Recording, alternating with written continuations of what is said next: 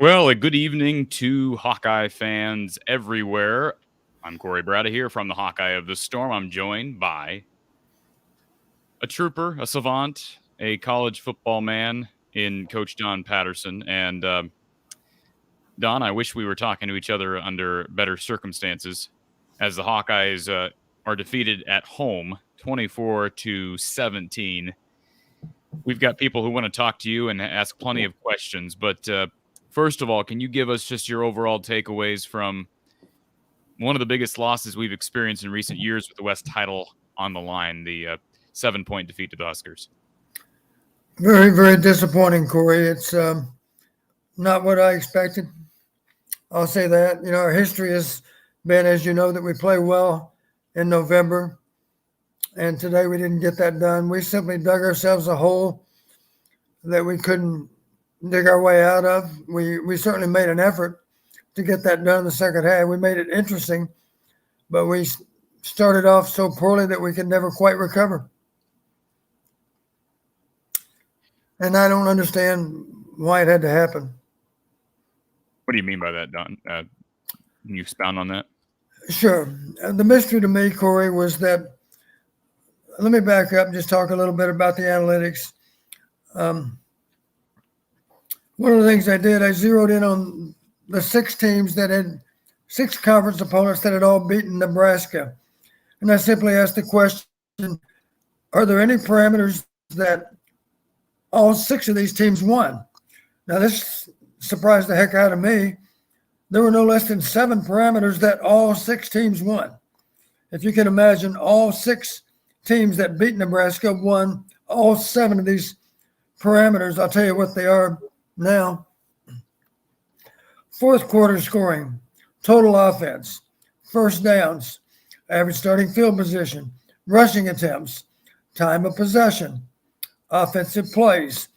A lot of those parameters have one general theme that connects them, and that would simply be possessing the ball, grinding out first downs, and keeping Nebraska's offense on the bench.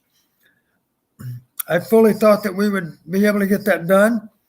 And I will admit I was surprised. As you know, Corey, we started the game throwing the ball more than we were running it, with little or no success.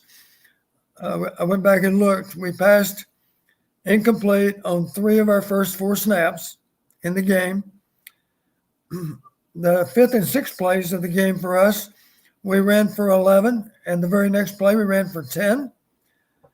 And then I was thinking, of course, we're going to establish our running game and take control of this early stage of this game.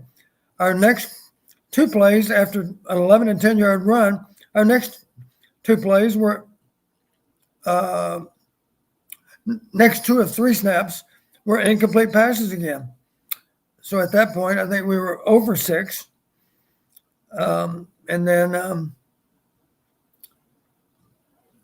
I think Spencer, I'll take that back, 0 for 5, I do believe, and maybe he hit on his 6th pass attempt, I think. But anyway, we got off to a horrible start, and I was just mystified as to why we didn't try to establish the run. We didn't do it. And hindsight's always 20/20, I guess, but I'm just mystified as to why it started that way. Here's another thing that comes to mind. You'll find this very interesting. We talked about it off the air, Corey. I know you remember the conversation, and that would simply be average starting field position. The thing that was really, really amazing to me and interesting is that over the last 4 weeks, as the weather's gotten colder and colder, it's been more and more important to win average starting field position. Matter of fact, over the last 4 weeks, if you won average starting field position, your record over the past 4 weeks, regardless of who you were, your record was 12-1.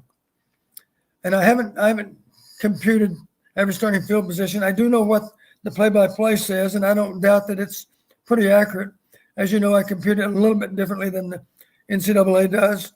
But the bottom line, according to the official play-by-play, we started on the minus 29 on average. They started on the minus 37. That may not sound like a lot, but the field position in general was 8 yards better than ours.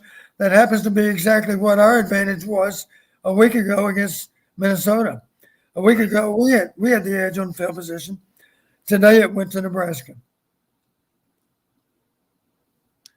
Don, again, lots of people that want to talk to you this evening, but I want to ask you this question first. This is, for anybody's aware, this is not scripted. Don and I had a conversation 5 minutes before we went on the air, but I just want to ask you, why are you so the whole idea? Because that is odd to me that given Kirk's reputation for wanting to run first, why would you change that? Why would you switch that up in a game in which the metrics, the analytics scream to run first? That's my first question. I know that's the same question you have, Don, but maybe I'm just talking to comfort myself.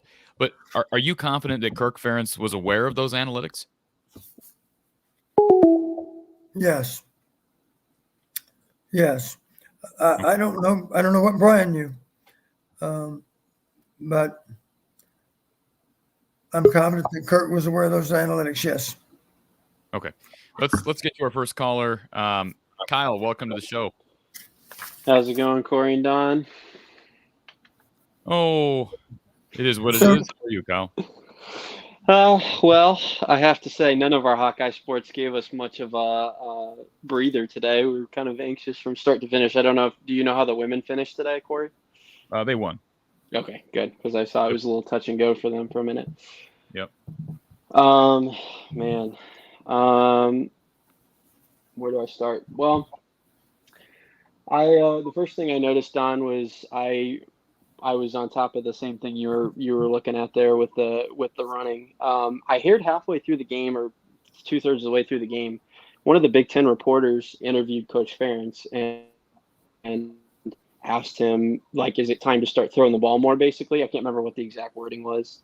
But he basically was asking it, is it time to open it up? Yeah, right. And Coach Ferentz evidently said to him, no, it's not. We're going to stick to our game plan and run the ball. And I sat there and I thought, wait a second. I went back and looked just a minute ago, but 3 of our first 9 plays were run plays, or traditional run plays. I think there was maybe 1 run to Arlen Bruce, and then it was something like 5 of our first 13 or 14 plays were run plays. So, I mean, he's saying we're going to stick to the game plan, but that wasn't. I mean, that evidently wasn't the game plan from the start of the game.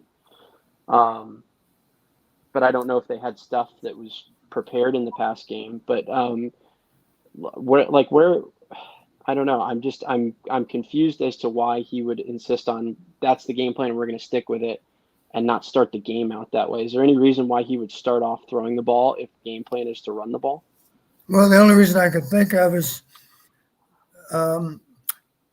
if you were convinced that Nebraska was going to anticipate run, that would be the ideal time, of course, to go play action pass.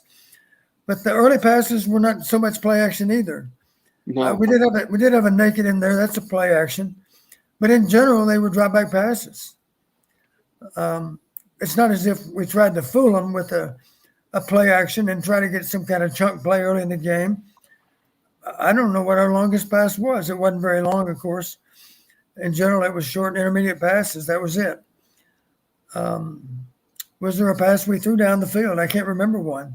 No, not one longer than 12 yards, Yeah. I think, or 10 yards. Yeah, maybe on a flush situation, maybe late in the game, that ball over on their bench, I guess, maybe was thrown 20 yards or more down the field. The one that was ruled incomplete.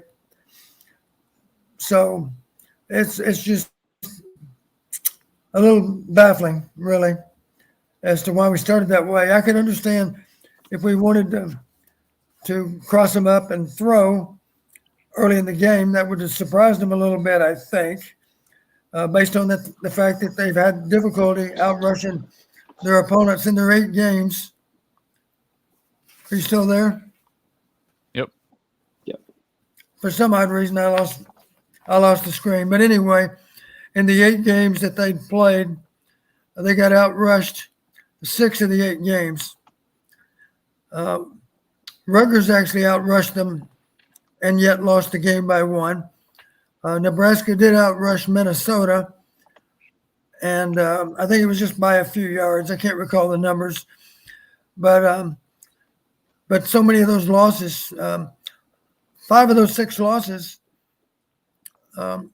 occurred in part because they got outrushed, and you would have thought that would have been a priority for us, is to also outrush them like a lot of these other teams did.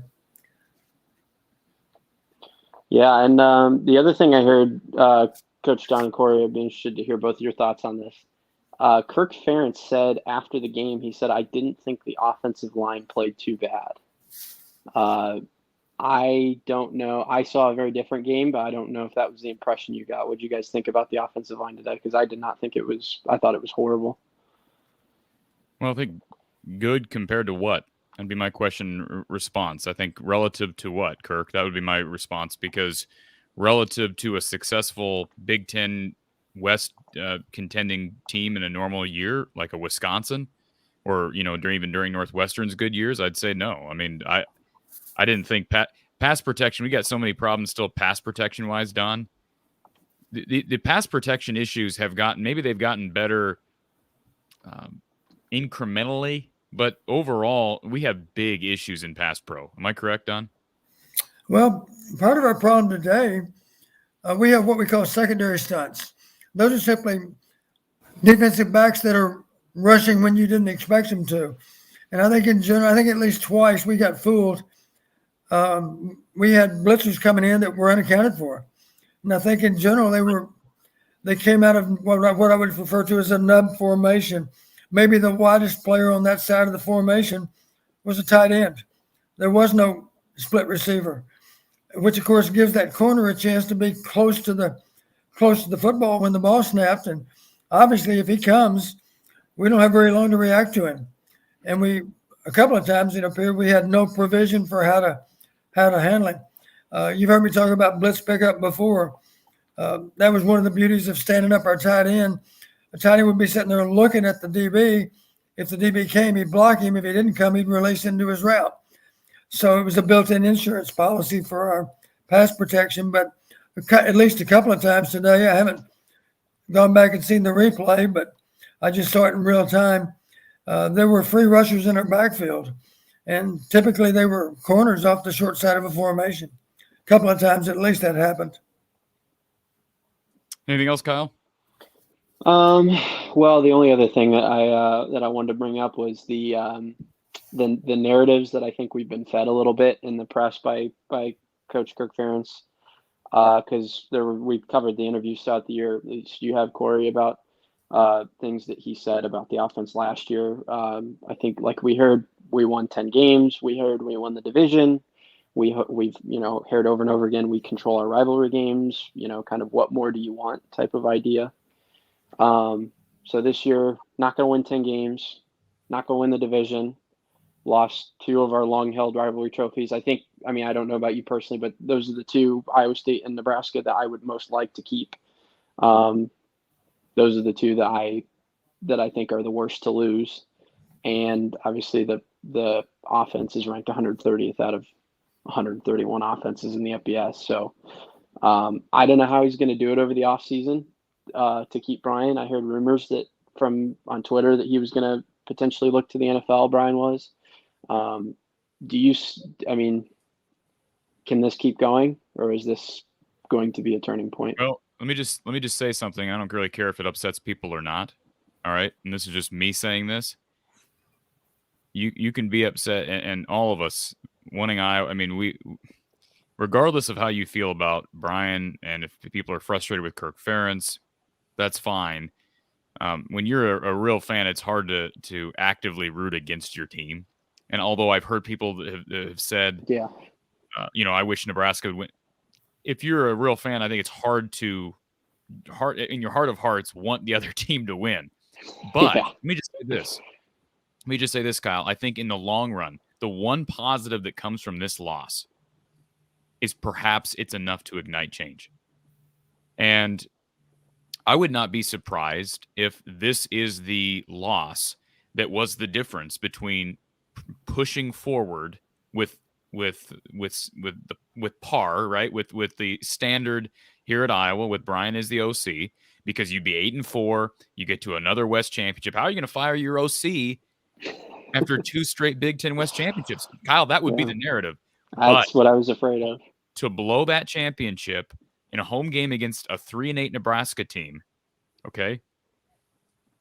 I'm not saying that if there's a silver lining here, I know fans may not want to hear that, but if there's a silver lining, if you're wanting change long term, this may actually assist those changes in happening sooner rather than later. But you're asking, will it make a difference? I don't know the answer to that, because heck, last time I knew, Kirk Ferentz had a clause in his contract which gave him a bonus for winning 7 games.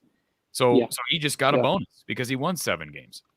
That last I knew, at least in the language of the contract, that was a stipulation. So it's a good question. There is obviously we'll see what happens in the bowl game.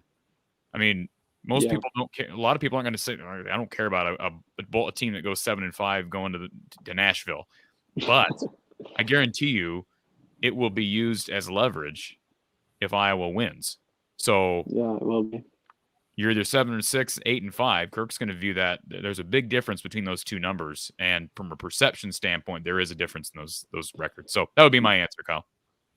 Yeah, and I don't know. I'm kind of at this point now that we're through the regular season. I'm at the point where we all kind of do some reflecting after the season. Like I don't care what Kirk Ferentz says or anyone says. I know the defense is terrific. I know the special teams is terrific. I think this is one of the worst Iowa teams in the last 4 or 5 years. I think last year and 2020 teams would beat this team. Like I don't care if they would have won 8-4 or went 8-4 and gone to the conference championship game. Like I still wouldn't have viewed this team a whole lot differently, because the only reason I don't like that comment, Kyle, is because I still believe this is one of the best defenses that Phil Parker's ever had, and I hate the best. Yeah, I hate grouping, and regardless of what happened with the injuries in the back end, and yes, TJ Hall gave up a couple plays. TJ Hall is going to be a fine football player at Iowa, Don. You know that. And Jamison Hines got fortunate a couple of times, but I think regardless of all that, this is one of the best defenses. So I hate to lump this team together and say this is, offensively, it's the worst team Kirk has ever had. Yeah, it's the worst team he's ever had. Literally, it's the worst team he's ever had. You can't really argue that. It's not even close, and it was bad last year. So that in and of itself, we've said this for how many weeks now? That in and of itself should ignite change. It's the worst offense he's ever had, and the last 2 seasons, Kyle, have been the worst offenses Kirk has ever had. Yeah. So if you don't make change after that, then you're never going to make change, and you've got way too much power. That's my opinion. Yeah, I agree. I mean, even last year, like looking back and watching tape on like the Penn State game, the Iowa State game, like I even felt watching those games like we were loaded with weapons last year compared to this year, and last year was horrible. I mean, at least we had Charlie Jones, Laporta. We had a couple players, Tyler Goodson. We had a few pieces there at least. I know Caleb Johnson's a future star, but um, I even compared to last year when we were 124th last year or something in Something like that. total Yep. offense. Like even then this year, I felt like we had nobody that could take the top off the defense, make a big play, just nothing. So it's Kyle, depressing, but hopefully you're right. I've got a plethora of callers, but I appreciate your chatting as always, sir. Yep. Thank you to both of you, Corey and Don. I know it's been a tough season, but really appreciate all that both of you guys do. Love your insight, Coach Don. Thank you, sir. All right, let's go ahead and plug along here. Let's see. Ryan is on hold. Ryan, welcome to the show. Hi, gentlemen. Thanks for taking my call.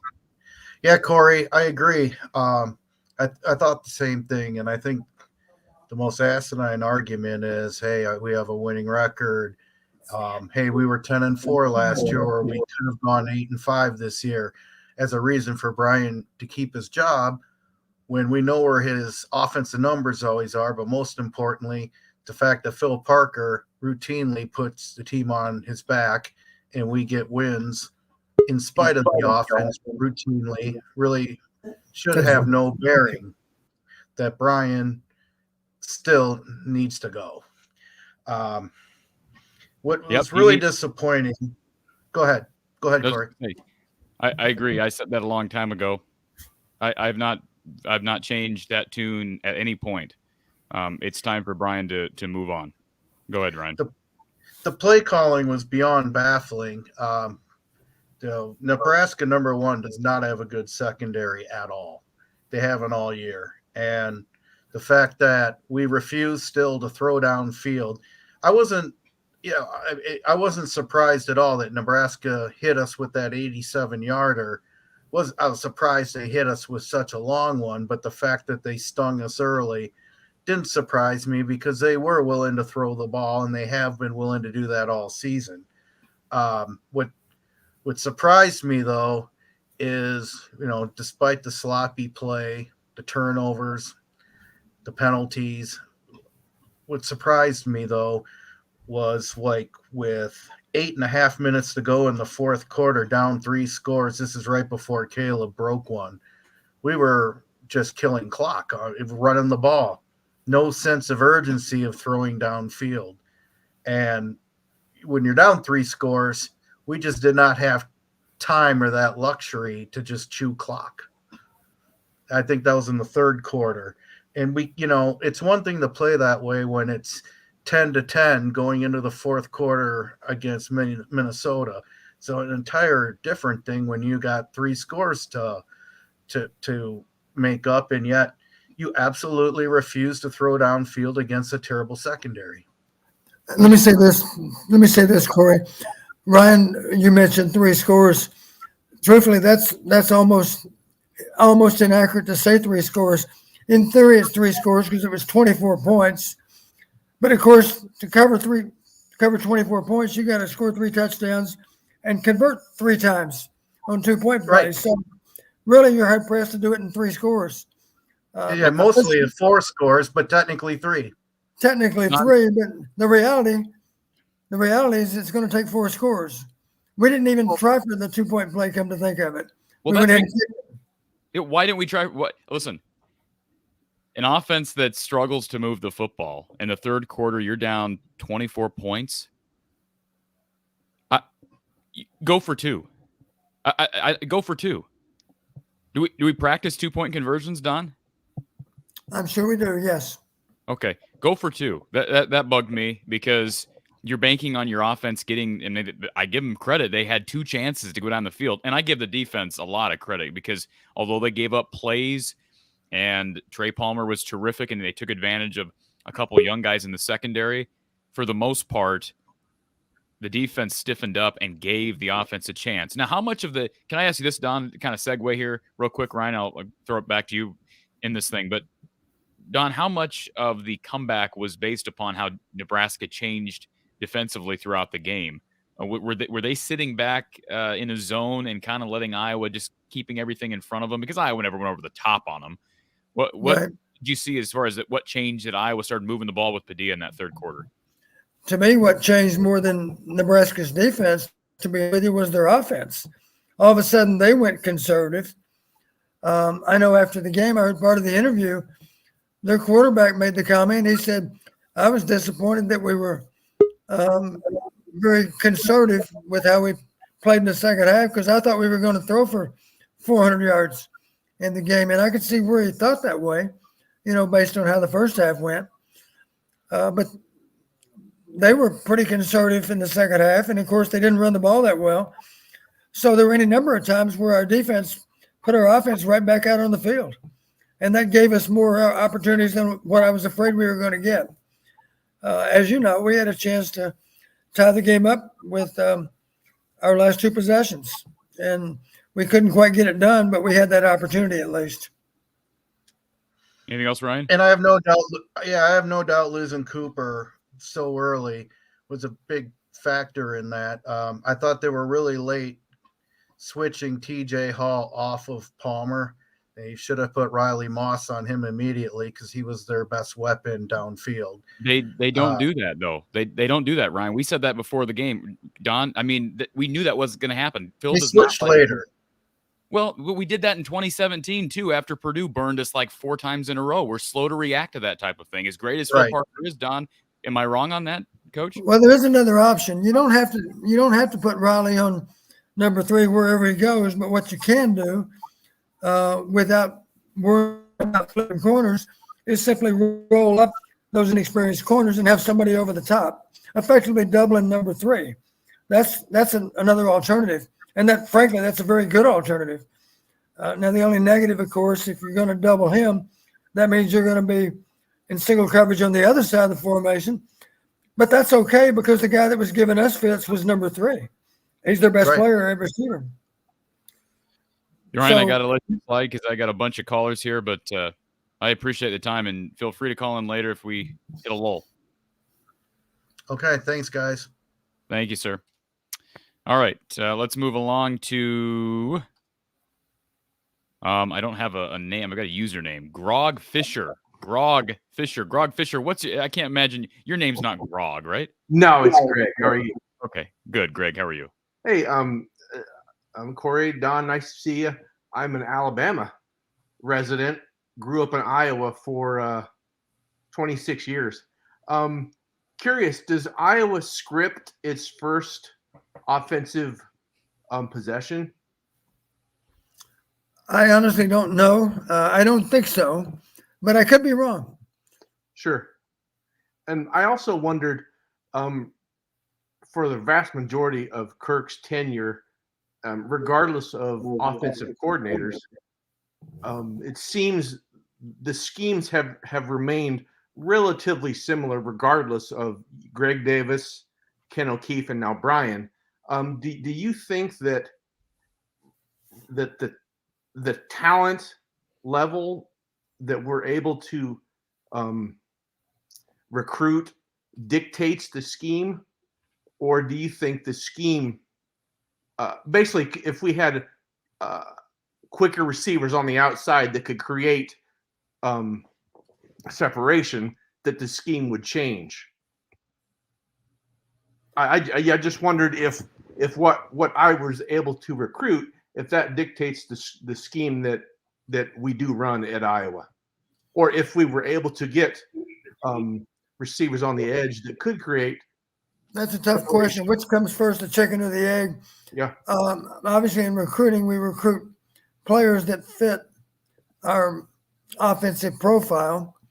But I do know how Coach Fry felt, and I certainly always felt this way as a coach too. You've heard that simple expression, speed kills. There were times for sure when we recruited a guy that wasn't that big, but that did have great speed. Robert Smith comes to mind.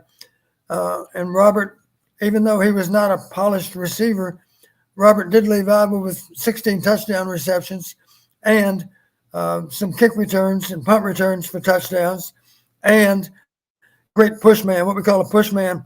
You know, if you're going to throw any kind of flood schemes, you need somebody that can push the defense deep down the field.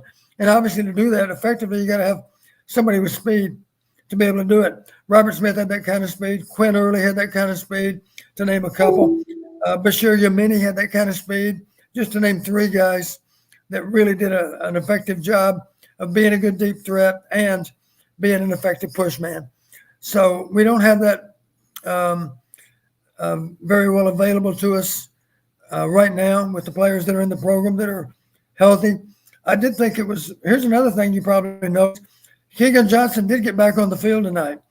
I don't know how many plays, not very many, but my frustration – and I did check just to be sure, look at the play-by-play.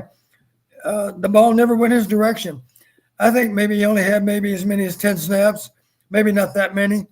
But every time he was out there, I was noticing that he was in the game, and I was hoping. And there were snaps for sure when they played what we call man-free tight. You know, they played press coverage. They wound up on the receivers across the board. There was only a free safety as their last line of defense back there. And so, in effect, we did have an opportunity to at least try to throw the ball over the top of the defense to a guy like Keegan. And maybe he was designed to be the receiver and the protection broke down. I don't know. But I don't recall us really even looking his way. It appeared he was never a primary receiver while he was out there. Sure. Well, hey, I appreciate you guys. Every week I watch you from about 1,500 miles south, but I certainly enjoy your coverage, and I appreciate it. Thanks, guys. Thank you, Greg. Thank you. Don, we just neither you or I are probably in the best of moods, although I might be in a slightly better mood because at least I watched Iowa basketball win. And by the way, for anybody who's wondering, the Iowa women did win 73-59, so they move on to their championship game tomorrow. The men will play in a championship game tomorrow, so there is good to talk about. Neither you or I are in a good mood, but when we hear fans across the country, across the globe that enjoy this show, I know you appreciate that, Don, as do I. Absolutely. Okay, we've got, let's go to Dave Valensky, who is on hold. Dave, welcome to the show. Hey, Mr. Dave. How's it going? Hey, Dave, how are you? You're not in a – I'm sorry. I'm in a hotel in Madison, Wisconsin. So, okay. Yeah, I'm getting ready for the game. So you might click in and out. I'm sorry if it's not a great connection. Okay. You got a question for Coach Patterson, Dave? Got a coach talking about recruiting and how both basically the schools right now in the West are going to have to compete with the coming of USC and UCLA. Well, as near as I know, we're going to expand to 16 teams when those two join us, and there is not going to be an East and West. Now that's going to be a scheduling nightmare. How do you somehow set it up so that all teams seem to have similar schedules? And of course, we're going to keep a few traditional rivalries. In our case, of course, I'd be shocked if Nebraska didn't play us every year from this point forward, just like Purdue and Indiana are going to play, and Minnesota and Wisconsin are going to play. Northwestern Illinois, I think those have all been defined as natural rivals. So those games, I think, will be played every year. But otherwise, isn't it odd that there are 15 different Big Ten teams that you might end up playing, and yet you can only play 9 of them in a season. I don't think that's going to change. I'm sure we're still going to have 3 non-conference games. So I don't know how they're going to put it all together. You're going to have so many talks about tiebreaker scenarios and who's going to be the champion, who's going to be going to the championship game out of the two. Unless you could easily have a 4-team top of the race going into it. Well, what I'd like to see UCLA and USC in the West, and at that point, nobody could complain that the East was a lot stronger than the West, and then we could simply move Purdue into the East, and now the West Coast schools would only have to fly halfway across the country. Yeah. And for that matter, the schools on the East Coast wouldn't have to fly all the way to the West Coast to play a divisional game. Now, obviously, you got to play some crossover games. I'm assuming it would be set up much like it is now. But I don't know how they're going to work it. It sounds like there will not be an East and a West. And at that point, you could see a really wide range of schedules from one team to the next. I don't know how they're going to make that play out. And real quick before you, Dave, I got to hold on. To our caller who's on hold, if you're calling the phone line, I'm going to put you on hold. You're not going to hear the show. So I've had a couple callers hang up. I'm putting you on hold, caller. But I just want to let everybody know, if you're calling by telephone, don't hang up once you call. If you get through and you hear the show briefly and then dead air, you're on hold. So hang tight. So the phone line is busy. Dave, anything else? We got a bunch of callers waiting. Basically say that, God dang it, we outplayed you guys last week and you still freaking win the game. I'm so upset. That's the way the cookie crumbles, Dave. Yeah, God, 8 years straight now. God, there already talks about a lot of people talking about getting rid of PJ over here. So I don't know what the hell's going to go on. I just don't think you can get rid of PJ. Who are you going to get? You know, who wants to come to Minnesota? I mean, that's going to be at the same level as PJ. I appreciate the phone call, Dave. We're going to let you slide. Thank you, sir. Okay, but all right. Let's Took move us on. a long time to figure out he was a Gopher fan. I didn't quite realize until he started talking about. I knew he was a Gopher fan, Don. Okay.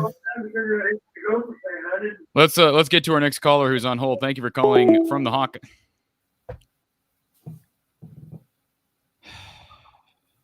Somebody hang up on you, Corey? Hello? Hello?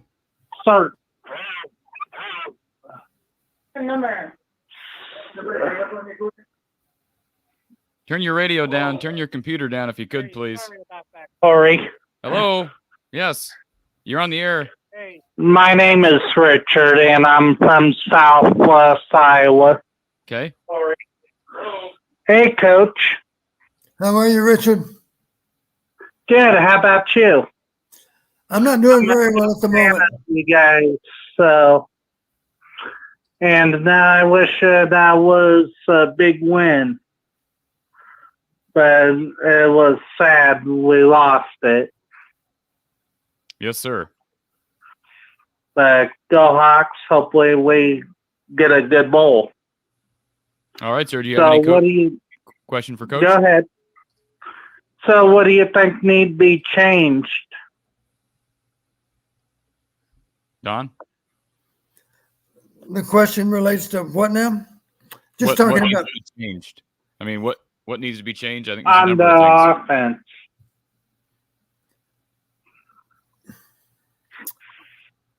Well, I'd like to see us be more aggressive with our play calling. I know you might argue that we were aggressive to start the game because we were throwing the ball more than running it. But when I say aggressive, I'm talking about trying to engineer some plays that have a chance to do something big, such as simply play action and deep throws, reverses, things like that to slow down the pursuit. I just would like to see more imagination with the offense. That's all. Try to challenge the other team more by having a better blend of run and pass. I would agree. And I appreciate everything you guys do, and I enjoy watching you guys every week. And you guys do a fantastic job. Well, we appreciate you listening, Richard. And me and Jenny are a big fan of you. So. Well, I met Matt Rogers when I was young. He's one of my favorite quarterbacks. Yep. My dad dated his cousin at that time. Wow. Which was pretty cool. There you go. Well, that was a good one. He was a 2-time All Big Ten quarterback. Absolutely. Yep. Richard, So. we appreciate you calling us, and feel free to call us on future shows. All right, go Hawks. Go Hawks, sir. Thank you. All right. Phone line is back open. The phone line was open. We're going to put you on hold, caller. So, again, if you are trying to get through in the phone line, it is busy at this moment. We've got people waiting. Again, I'm going to try to move through the calls somewhat succinctly. Let's get to Alex. Welcome to the show, Alex. How's it going, gentlemen? How are you? Good. And, Alex, before we get to your question, I want to give a quick plug to our sponsor, if you would, please. Just you do you, sir. Don't want to miss this opportunity to talk briefly about Brad Van Meter and his team down at State Farm in Des Moines. Again, giving you great rates. They've been in business for decades now. Give them a call, Brad Van Meter and his team at 515-256-6480. Let them help you save money. And, of course, State Farm, the biggest auto insurance company in the country. So call his team, and that's another way you can support the show here. Let him get you a quote and see what he can do as far as great insurance rates. All right, Alex, let's get back to your question.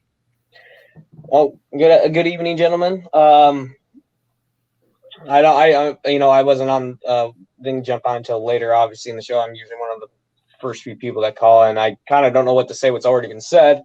I think the two things, or a few things I want to say is, I'll say two people on the offense that absolutely wanted this game. That was Nico Ragaini and Luke Lachey. And I'm not saying that the other players didn't want it, but the way they were fighting, especially Luke Lachey fighting for that touchdown, Ragaini just trying to get those extra yards, just trying to juke people out their shoes. They were really wanting this victory. And I think I kind of feel bad for them because this offensive line, outside when they sent pressures on when they sent a zero blitz, or I know it's zero something, basically when they have no help over the top and they just send everybody to the quarterback. But when they were only rushing force, specifically later in the game, that offensive line was just letting somebody through. Usually it was one of the tackles. So, I thought about this and I says, according to me last week, man, if they would have had last week's offense, they would have won, right? My comments about how thought the offense played better than the defense, and I will come on the show and say I retract that statement. I think there was just how I think the offense played a little above than what I thought they would play, and the defense played below what I thought they would play. So that's where I'm coming from on that.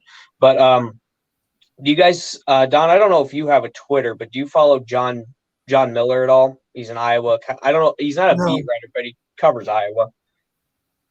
Corey, do you follow John Miller at all? I know who he is. I don't follow him. Well, so he said this during the game. I think it was right about halftime, close to it. He said he did four things. Number one, I don't want Iowa to lose. Number two, I don't want Iowa to lose. Three, if Iowa is going to lose, I want them to look as embarrassing on offense as possible. So that way changes you can't hide or you can't kind of haw away about changes made. And number four, I don't want Iowa to lose. And I think a lot of fans are kind of feeling that when we don't want this team to lose, but it's at the same time we're afraid to win because then they can, KF can say, hey, we won 8 games this last year, we made it to the Big Ten championship game. So I don't know. I've been, like I said, I've been saying that for a while. I don't blame anybody who became disinterested as the season went on, because when you're 3-4, the best you can do is 8-4, and they somehow find a way at winning 4 straight games and getting help from everybody else in the conference, finding a way to have a chance at the Big Ten West title. I mean, honestly, a person could argue. I was going to say, Corey, not just to have a chance, but to have fate in your own hands. Yeah, and Don, in a typical year, the body of work would not have allowed them the opportunity they had today. So a lot of fans are looking at this, Don, and saying, the heck, we found a way to blow it. We found a way to blow an opportunity that in typical years we wouldn't have even gotten. I mean, and it's not like it's not like you blew a game against Wisconsin or Minnesota. You blew it against 3-8 Nebraska at home on senior day. Right. On senior day. I mean, you can't script that up. And Alex, listen, I have learned from a lot of fans who have said they're disinterested, and I don't question anybody's fandom. Like I say, if you're looking at the long-term interest of the program, I think the only real reasonable way that you could expect something to happen with Brian was if they lost today. Because I really do believe winning the West, regardless of how it looked, would have been the leverage. There's no way anybody was forcing Kirk's hand on moving Brian along. And I don't even know if his hand will be forced now. I don't know that at 7-5, because I mean, I don't know. I just don't know. It depends on how much leverage he actually has. Again, I said earlier, last I knew, he's got a clause in his contract which gets him a bonus every time he wins 7 games. So by his contract, by the lingo of his contract, this was a successful season, I guess. Because why would you give a coach a bonus for an unsuccessful season? So we've set the precedent for what is success by means of the language of his contract, Alex. That's and I give all credit to Kirk Ferentz's agent, or if he has an agent, trying to squeak out that deal with Gary Barta. But and Don, Corey, I don't know what you listen to, like, for podcasts for sports. I liked listening to all the Big Ten podcast, or most of the Big Ten podcasts, just to kind of hear what they think about Iowa, and kind of maybe sadistically, like, listening to them after Iowa beats them to hear their excuses, just because I just find it entertaining. But I do listen to them, throughout the year, even when Iowa loses to them, to hear what they say. And I was listening. There's the Northwestern podcast, Westlatte Pirates. They were talking about, and Don, you may remember this era, like in the 80s and 90s, maybe in the late 70s, where they call it the dark ages, where Northwestern was just a horrible team because they refused to change. And I'm not saying that Iowa is in that spot right now, but I think the refusal to change, if nothing happens this offseason, maybe, does it happen? I don't think so, but it kind of like it makes you think. And then the last couple things is that I kind of felt bad for Alex Padilla, because one, when he was scrambling, it was kind of nice to see. It's like, hey, someone who could move outside the pocket.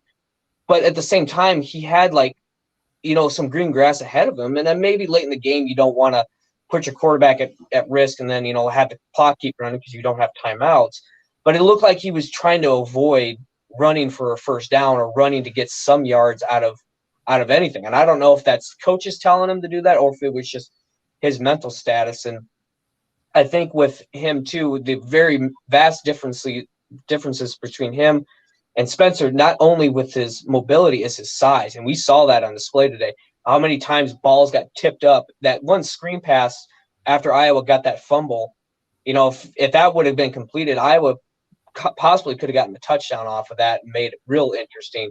But because he's so short, you can tell his offensive lineman's up here and he's like down here. So that, I think he's a okay-ish quarterback. Is he at Spencer's level? I can't, not going to say yes or no because we've only seen him very, very briefly. But yeah, that's another, let me just say this. It's another failure on the Iowa coaching staff. The fact that Padilla's only meaningful snaps this year came when you were down, by 3 scores at Ohio State and 3 scores against Nebraska. That's not fair to Alex Padilla. And I don't care about evaluating him. And let me tell you something else. I'm not saying Padilla is better than Petrus. I think they're both right now. Neither one of them look like Big Ten quarterbacks. Okay, that's just my thought on it. But I'll say this: that throw on the sidelines that he made to Bruce that was overturned. And by the way, for the record, my opinion in response to Uncle Rico here, he says, anyone else think that catch by Bruce shouldn't have been overturned? No, I thought it was the right call to overturn it. The ball moved. Again, I don't want to be right on that, but I'm just saying I thought it was the right call when you looked at the replay. I thought it was obvious. Commentators did not, but I thought it was obvious. But that's a play Petrus would have never made, Alex. He would have never been able to make that play. So if we want to ask the question, what's the upside? Plays like that. Oh, that's the upside right there. Yeah. No, but it's funny that you Brian Ferentz's comment. So I mean, you watched it on TV, Don. I don't know what video angles you can see. I know you probably watched it on TV as well, but they only showed the one angle because Dean Blandino says they have different camera angles where they could look at it. And from one camera angle I saw, it was kind of like, well, it was inconclusive, so they must have saw another camera angle, which I would like to see. You know, I'm not saying it would probably change my mind on anything, but I would kind of like to see what the other camera angles look like on that as well. Well, Don, you were at the game, right? You weren't on TV. You were at the game. I was at the game, yes. Yeah. So you haven't been able to watch it back on replay yet. So in real time, as I looked at the replays, I thought I saw a ball that was not quite possessed that did hit the turf without being in the possession of Ireland. Well, his right foot out of bounds. So he had the ball in his left hand or in both hands, then he moved it, and the ball, when he had the ball kind of in his left or right hand, the ball was not possessed, and then the foot went out. So he never repossessed it until, even if he did repossess it after that point, the right foot was out of bounds. So I thought it was the right call. I thought it was I had the sneaking suspicion that they were going to overturn it based on my own observation of the video. Yeah. Not that it was easy to see, but I just felt that they were probably going to overturn it. Well, and the last thing I'll say is that this was a very un-Iowa game in the sense of the penalties. You know, Iowa pinned Nebraska back in their own, almost to their own end zone, and then they punt the ball, and we get that personal foul, that leaping. Was it the punting shield? I've heard about leaping the center, and I get that one, but leaping the punting shield was Sebastian Castro. Now, whether or not he got helped over, which I think Kirk Ferentz was trying to argue, I'm just saying that's, you know, whether you think he did that or not, it's like it was just so self-inflicted wounds of just like, hey, we stopped it on third down. Oh, there's a flag. Oh, we have a defensive pass interference, a defensive hold. Don, I think you were, as a former Iowa coach, you're probably pulling your hair out, you know, because it's such an un-Iowa, you know, undisciplined Iowa team today. And it was it's so bizarre to see, and plus all the turnovers as well. I think it was the 4 total, two fumbles, an interception, and then there was another one I can't think. Oh, the botched punt. And it's just like kind of it was a comedy of errors. So, but I, you know, like I said, I can come on. You know, I think I can probably say everything that everybody else has been said. But the last thing I'll say is that Brian Ferentz needs to go, and then George Barnett really needs to be scrutinized, because I understand in college you get a couple of years to kind of implement a system. It's not like the NFL where you automatically have talent. You know, college is a game where you have to build up into a scheme. Well, this is the second year of George Barnett, and arguably the offensive line is playing worse than what they did last year. And that's saying something with some returning, you know, a good returning pieces. Yes, we did lose Tyler Linderbaum. I understand that. Kyler Schott not coming back for an extra year does hurt. But we've had most of that offensive line has had experience last year. And Jack Plum, I don't know if he has a year of eligibility left, but I hope he doesn't come back. Same thing with Spencer. You know, no disrespect to the kid. He plays tough, but I know he can come back next year if he really wants to and take that COVID year. But it's like one of those where it's, you know, there's that video of the Iowa fan after the Purdue game talking to David Bell, goes, hey, you're a great player. Please go to the NFL. I think a lot of fans would be with Spencer and specifically with Jack Plum, say, hey, we appreciate what you've done with Iowa. Please move on. No disrespect, but move over to the other guy. You know, the problem is, though, Alex, that Jack Plum, you know, you brought up Jack Plum, and I'm not picking on Jack Plum. You brought him up, but you're asking, you know, you don't want him to come back. He's a 5th-year senior.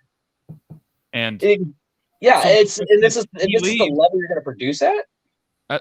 Well, whose fault is that? Is that Jack Plum's fault? Because ain't nobody performing. And guess what? Apparently the guys behind him aren't any good. So what does that tell you? Well, somebody's not developing these guys, right? And that's why I brought up George Barnett. Center. We're on the same. Well, you blame George Barnett. George Barnett's only been here 2 years. Jack Plum's been here 5. Fair enough. But in 2 years, we have the offensive line, like I said, arguably has not. We've actually regressed. and our offensive line development. Personally, that's what I think. So I think, I'm not saying he needs to be fired, but he needs to be heavily scrutinized. Well, for this year. After Brian is held. I mean, Brian's been here. This is what, going into year 6? Yeah. Oh, no, 7. This is year 7. Because he started in 2017. So this is year 7. Yeah.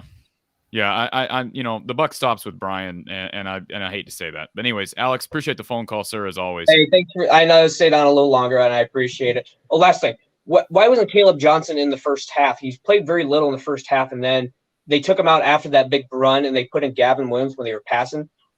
I think he can catch the ball and run, but maybe you guys can discuss that after I get off. But thanks for taking my call. Thanks, Alex.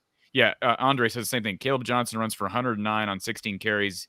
In 3 quarters, does not touch the ball in the 4th. Obviously, you're in comeback mode. You kind of abandon the run a little bit, Don. But, their usage of Caleb Johnson since he had his breakout game against Purdue has been baffling.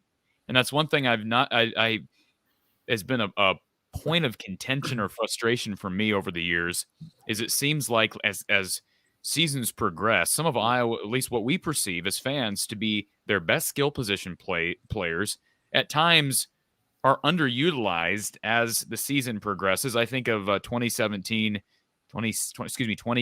with Noah Fant. As the year goes on, he kind of just disappears into thin air, and then a few months later, he's a first-round draft pick. Caleb Johnson's a good example. Has his usage been strange to you, Don, given how he's played as the season has gone on? Because he's been productive when he's gotten the ball. I do think LeSean had some very nice runs today. In Caleb's case, of course, 44 yards on one of those carries. That left 65 yards on the other 15 carries. So if you eliminate the 44-yarder, then their productivity was very similar. I think there are some plays, some situations in which LeSean actually has an edge on Caleb. He's got unusual ability to make a guy miss, more so than LeSean, more so than Caleb, rather. Caleb is more capable of running you over, of course, and does have a little better top end speed. So they both have a good place in their offense. I don't think there's I don't have much issue with both of them playing a lot, having the vast majority of the snaps. I have no issue with Caleb getting a few more snaps than LeSean because I think they're a good 1-2 punch. The unfortunate situation we're in, Gavin, I think in terms of running ability is behind those two. But our dilemma is that Gavin understands the offense better than either one. It's one reason you saw Gavin in there in the 4th quarter is because, of course, he's deemed to be a better pass protector, if that's the job, and for that matter, a little better coming out of the backfield as a receiver. So that's our dilemma. The 2 younger backs are not quite as savvy or experienced as Gavin is. All right, we got a caller on hold. We've got Vincent and Jared. Let's add Vincent to the mix. Vincent, welcome back to the show, sir.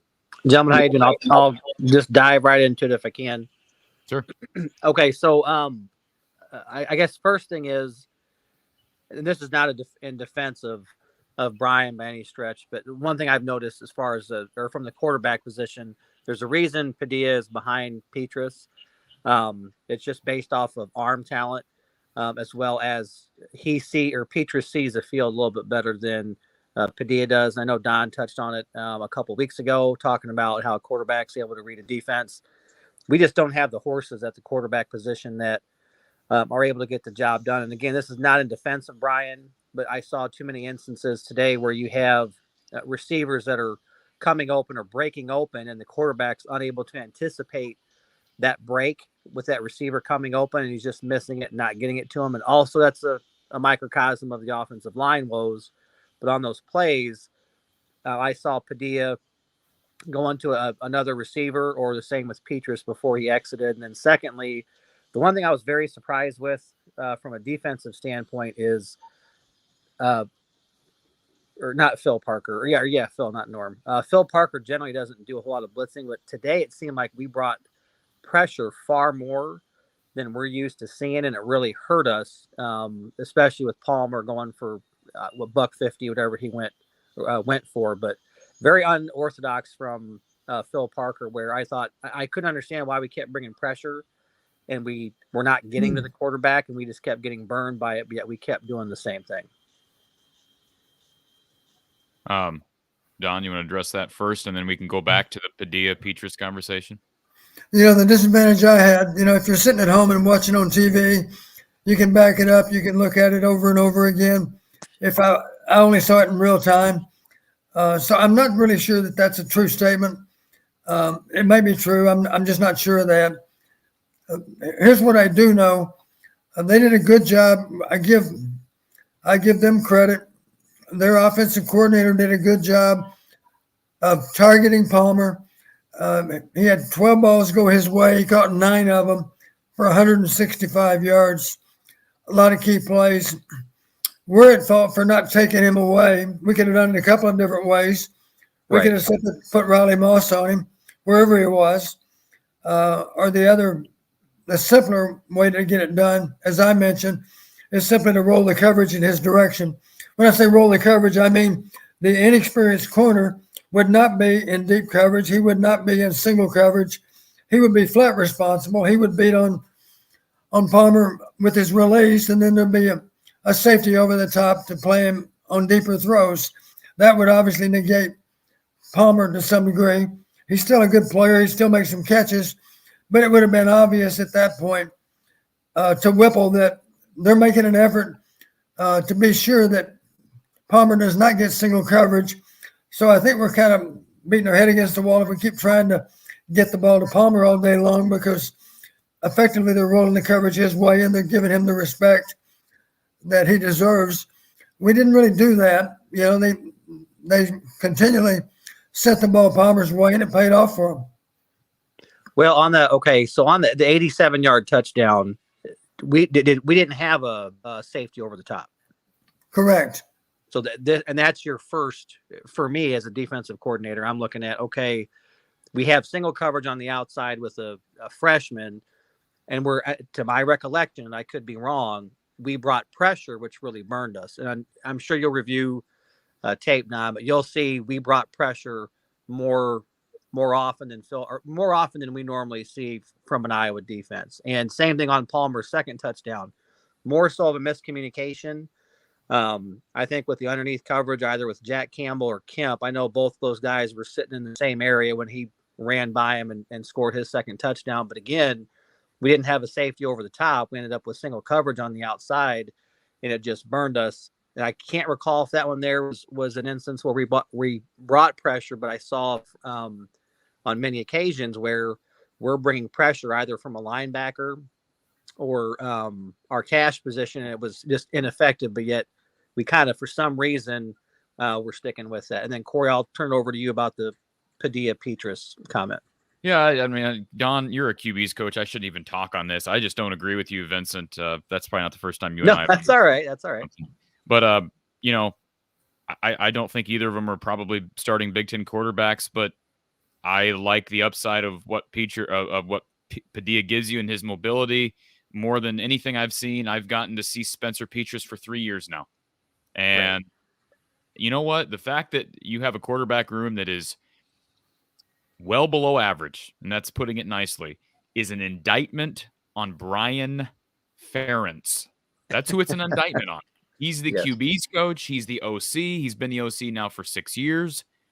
I don't know how else we can put it. We can blame, I'm not saying you're doing this, Vincent, but these people that want to blame players, we're blaming Jack Plum, or we're blaming Petrus, or we're blaming Padilla. I get it. Those guys aren't performing, and execution is execution. But Don, you're a former coach. Doesn't it ultimately fall back on when multiple guys are not ready for the moment? When you've got problems across your offensive line, and you've got problems in your QB's room, and your receivers aren't getting separation. Right. What's the common denominator, Don, across all these different position groups? At some point, when is that going? I mean, I know some people recognize it, but there are people that, we just got to execute better. Well, that's coaching. Yeah, I reflect back on Coach Fry. Coach Fry would say, you're getting paid a nice salary, and your job is to be sure that your position is not a weak link on our football team. Matter of fact, your goal should be that it's the strongest possible link. And, you felt a lot of pressure as a coach to be sure that your guys were not going to be the problem on Saturday. Obviously, it's not always easy to accomplish, but that's your goal as a coach. And if you routinely fall short, then you can bet that there was going to be a coaching change. That coach simply wouldn't be around, because his job is to make sure his players do not let down the program with how they play. And one comment about Padilla, I know my wife made the comment. Of course, she's seen a lot of football games. She said, I really like number 11 for how he plays quarterback, because he's got really, really good feet. And he did. We tried to get to him, but he's just a very athletic quarterback. He's a guy that understands how to extend plays. And obviously he's got the capability of throwing the ball with good accuracy all over the field. He did that today.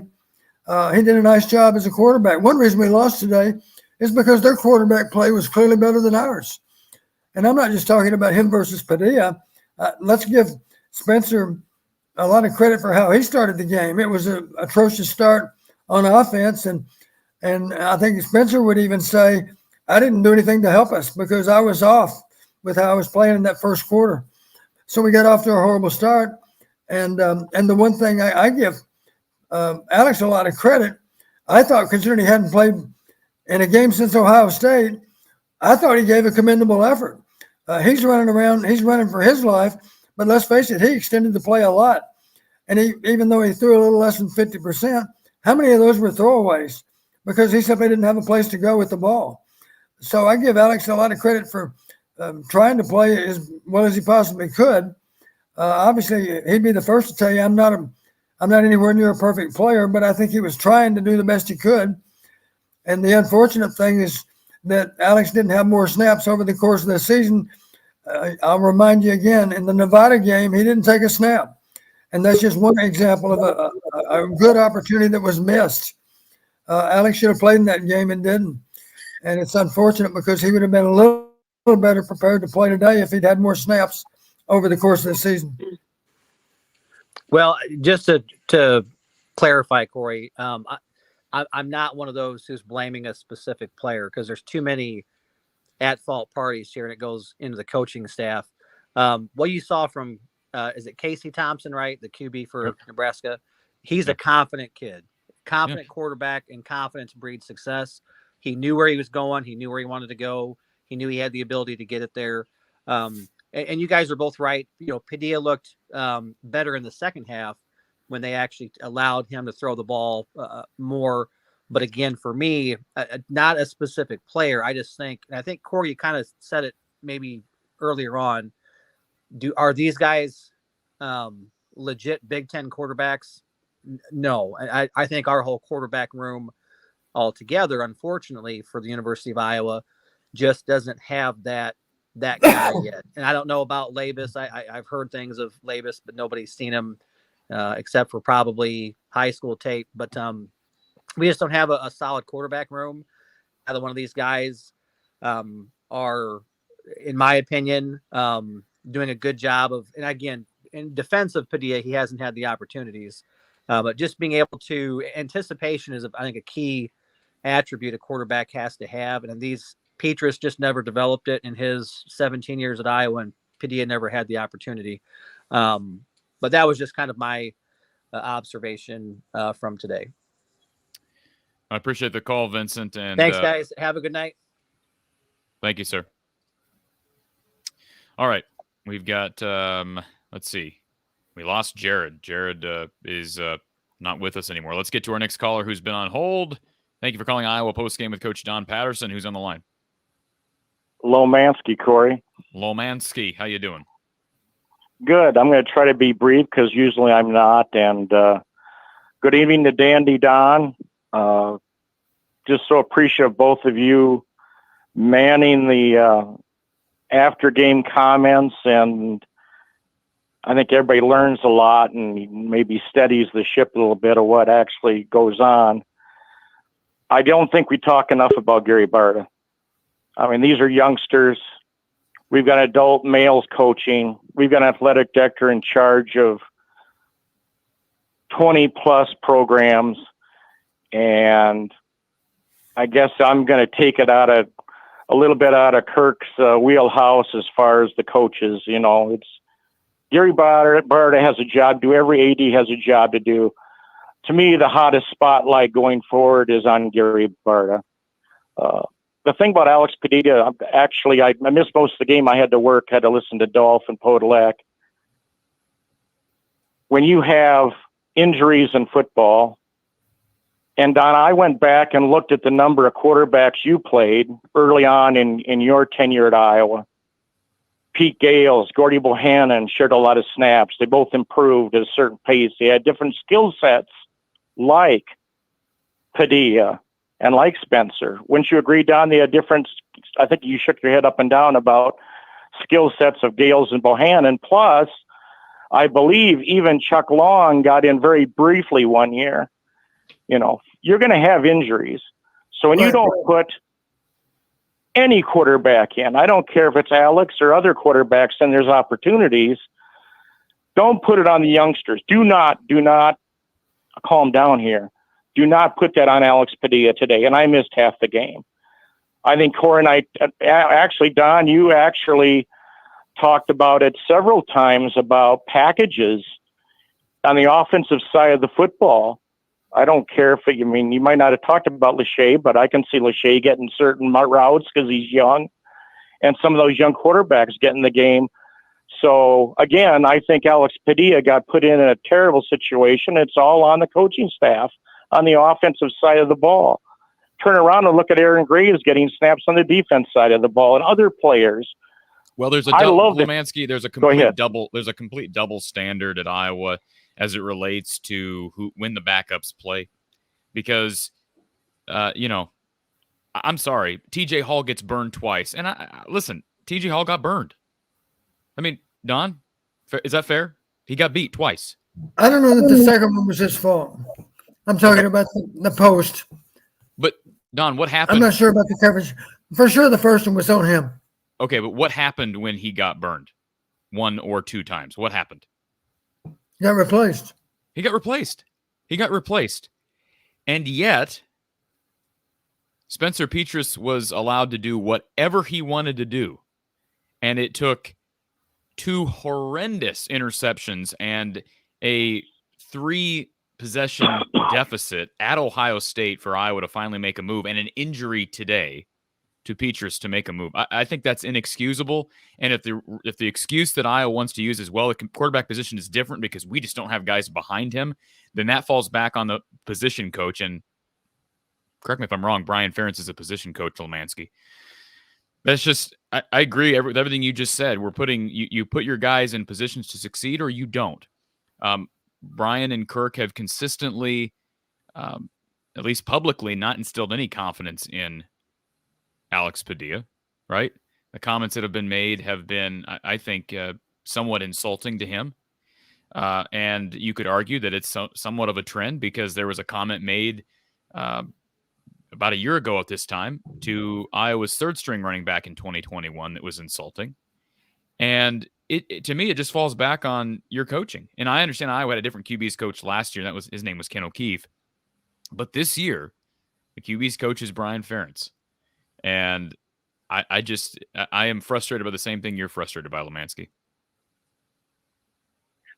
Well, I compliment you, Corey, because you and I talked about when I went from 8-3, when I went from 8-4 to 7-5, 8. I think I have to do the math different, but 12 games. I went down to 7-5, and you said, don't feel bad about that record because you and I saw the same thing. We saw a weakness that we kept overcoming it. And the law of averages, you go back to the mean, and today we got caught. And I think the thing that concerns me the most is that Gary Barter's our athletic director. And the second thing is, I do understand the philosophy of Iowa football. Don can speak about the philosophy under Hayden Fry. I can't get into that, but it sure appears to me I can speak on, we don't want mistakes. We run the ball. We have a great defense, and let's just not risk it for a biscuit. I'm taking a professional line there out of professional football of a coach. And yeah, it served Iowa well for many, many years. But at a certain point, what concerns me the most is, were we just not recruiting good enough in the offensive line? That's been Iowa's bread and butter, going way back to the strength of lines that Don knows he had to have to make all the skilled players go. And I love our running back room. I hope Jazian sees the field. I'll compliment our running back room, but I think all Iowa fans should really start studying and worrying about, are we not recruiting good enough in the offensive line? I don't think we are. Are we not developing in the offensive line? I don't think we are. I can't understand why. And I tell you, this Caden Proctor thing, that will light a fire under the Iowa fans if we can't. We already have a QB down at TCU that's undefeated. Iowa State didn't keep him in state. Iowa didn't keep him in state. And he's undefeated at TCU. But I want to end on a good note, because you two, I think I heard on ESPNU radio, if you have talent and you're still humble, you got greatness. And you as a duo to the Iowa fan base, you deliver that. And Corey, you don't like to take credit. I like that about you, but you get calls from all throughout the country. There's so many podcasts to listen to, and you two gentlemen are just you're a blessing to Iowa football. And I'll hang up and listen and have a little bit of faith. I get kind of disturbed when people say, I'm not going to watch him anymore. Or, Don had a rough first year at Iowa. He had to take somebody else's talent and do the best job he can and go into year two. And thank you, Don, for being a plotter and a persistent coach, because I know that first year you're probably wondering, what the hell did we move to Iowa City for? Because we got so many challenges all over. I got to fix a lot of stuff. So thanks for all you do. I'll hang up and listen. Thank you, Lemansky. We appreciate that. Thank you. And we are going to roll along here, but I do appreciate hearing that from Lemansky. And do I seem frustrated this evening, Don? I think we're all a little frustrated. And maybe I'm being more outspoken than people want me to be. I haven't changed my tune on the situation. I just, regular season's over. I understand you're still playing for a bowl game. They could still win the West, Don. If somehow Illinois and Purdue lose tomorrow, but boy, oh boy, I can't even imagine. And caller, I'm going to put you on hold. We'll get to you in a second. Again, I'm not trying to be unfair to Kirk and Brian. Again, it's nothing personal. I'm not calling for Kirk to be fired. I'm not doing that. I am calling for them to make a change at OC. I was calling for that 2 months ago. So in regards to this question, the super chat, can Iowa recruit regarding to NIL? No. So I'm guessing that's kind of a rhetorical question. Regarding to NIL. So I'm assuming he or she is asking, can Iowa compete with the bigger programs as it relates to NIL funding? And, I don't know how you answer that, Don. There's money to be had in Iowa, but no, they're not going to be competing with some of the blue blood programs out there. And certainly there's lucrative deals that are being done that probably are not according to the rule book, if you will. But the NCAA is not regulating this stuff. And, recruiting is recruiting. I understand that. But they've also recruited decently well along that offensive line. That's been well documented, Don. We've talked about their struggles in developing some of these guys, some 4-star guys that have come here and have not panned out. So we can talk recruiting. The rankings say Iowa's been recruiting decently well in recent time. But you've got to coach these guys up, and certainly it's being done on the defensive side of things. I'd argue that our tight ends are very well coached. I think you would agree with that, Don. I think our backs, for the most part, appear to be well coached. Corey, let me take a minute to brag on a couple of guys. And one of our callers made the same observation that I had. As the game wound down, I was so proud of 2 offensive players in particular, and that would be Luke Lachey and Nico Ragaini. Those guys were playing. It was almost like they were possessed. Maybe that's not a good description, but they were playing with fanatical effort. I'll say that. They were not nearly ready to give up the ghost, and they played that way. Luke had 10 targets, caught 7 balls for 89 yards. Nico had 12. He was targeted 12 times, 7 catches for 60 yards. And as you know, a really good effort after the catch on both their parts. I was just really proud of those 2 in particular. They really did a nice job today. Hats off to them. And I do think, can we agree? If everybody played at that same high level, we'd have won the game today. I'll say that. I guess, and you obviously need to spend a longer period of time evaluating if you're making decisions in the, at the top, if you're Gary Barta or even Kirk Ferentz. But would you agree with that assessment right now, Don, that Liddell Betts is, at least it appears that he's doing a good job collectively? I know he's still kind of young at this thing, but he's recruited good talent. They appear to be playing well. You could argue the same thing now. Abdul Hodge just got here, right? But the tight ends are certainly performing well, and they tend, Addison Estringa is a true freshman, and he's been able to play and contribute. But you have to look at the offensive line, you have to look at quarterback, and you have to look at wide receiver. You really got to look at wide receiver because correct. They got problems, and they've got now 3 commitments in the class of 2023. I hope they all pan out.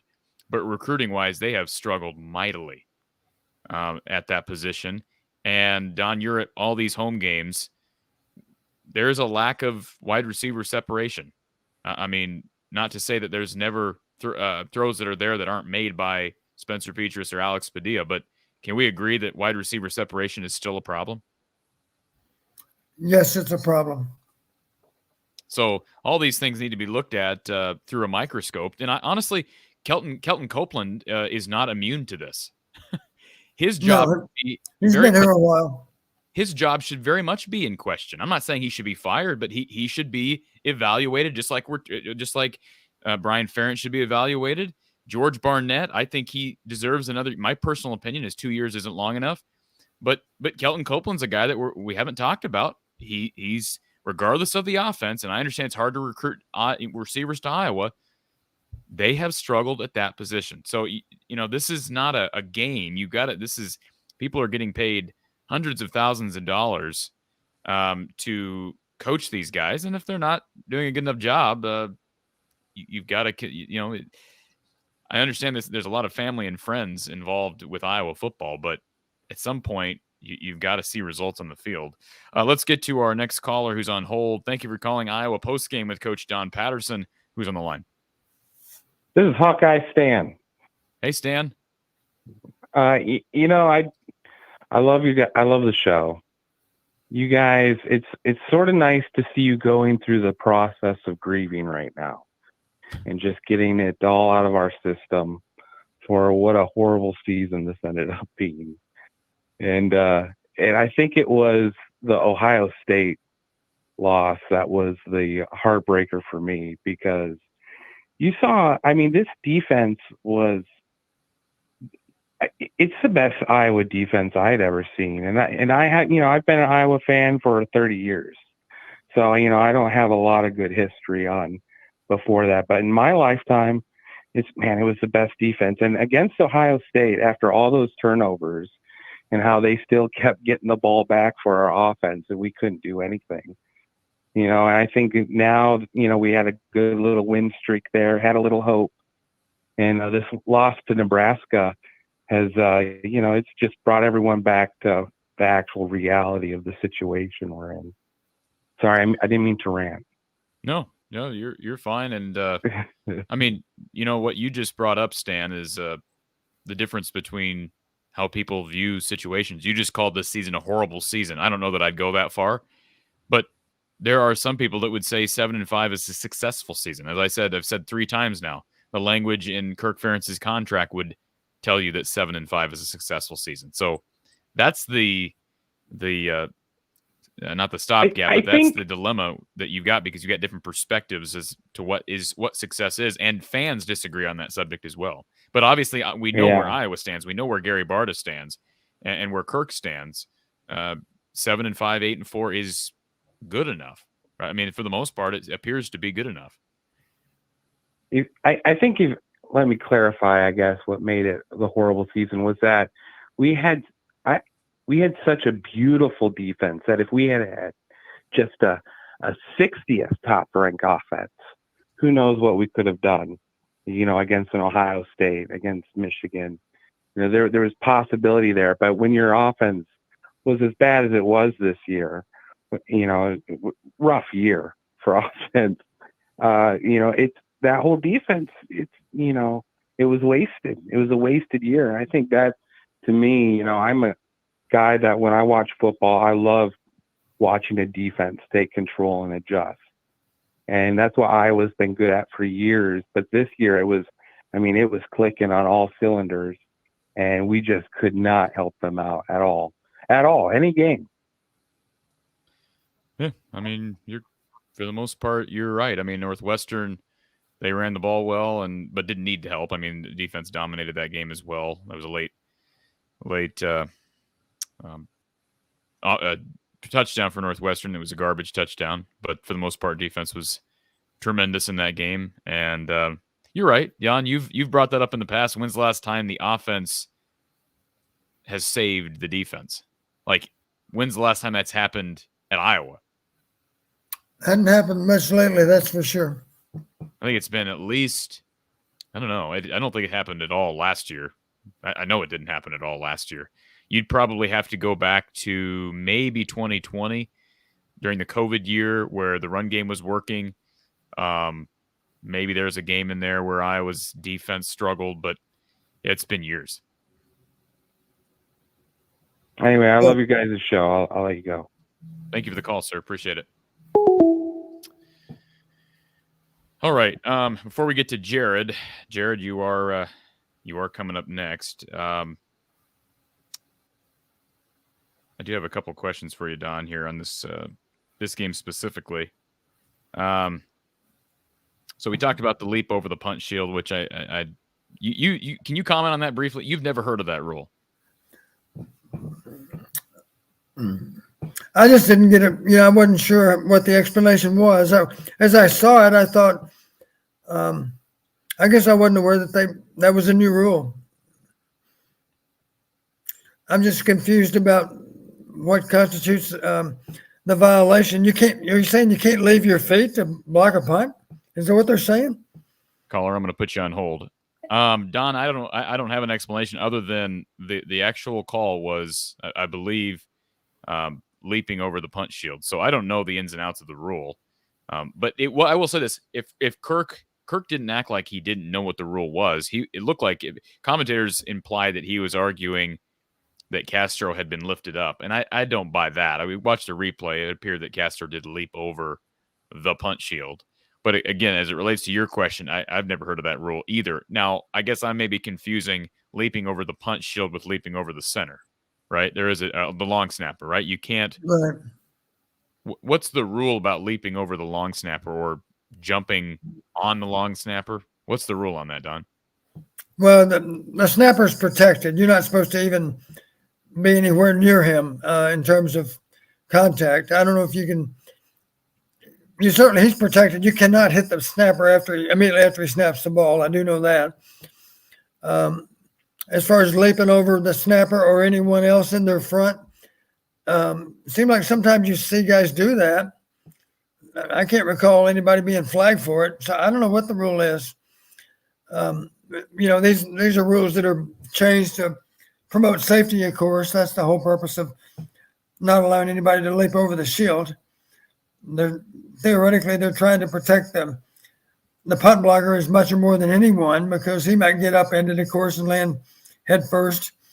But it seems to me like I just assumed, well, it's only going to be a 5-yarder. At the time, I think they needed 14 yards for a first down. So even when the flag flew, I thought, well, it's a 5-yarder. There's no way they can flag us for roughing the kicker.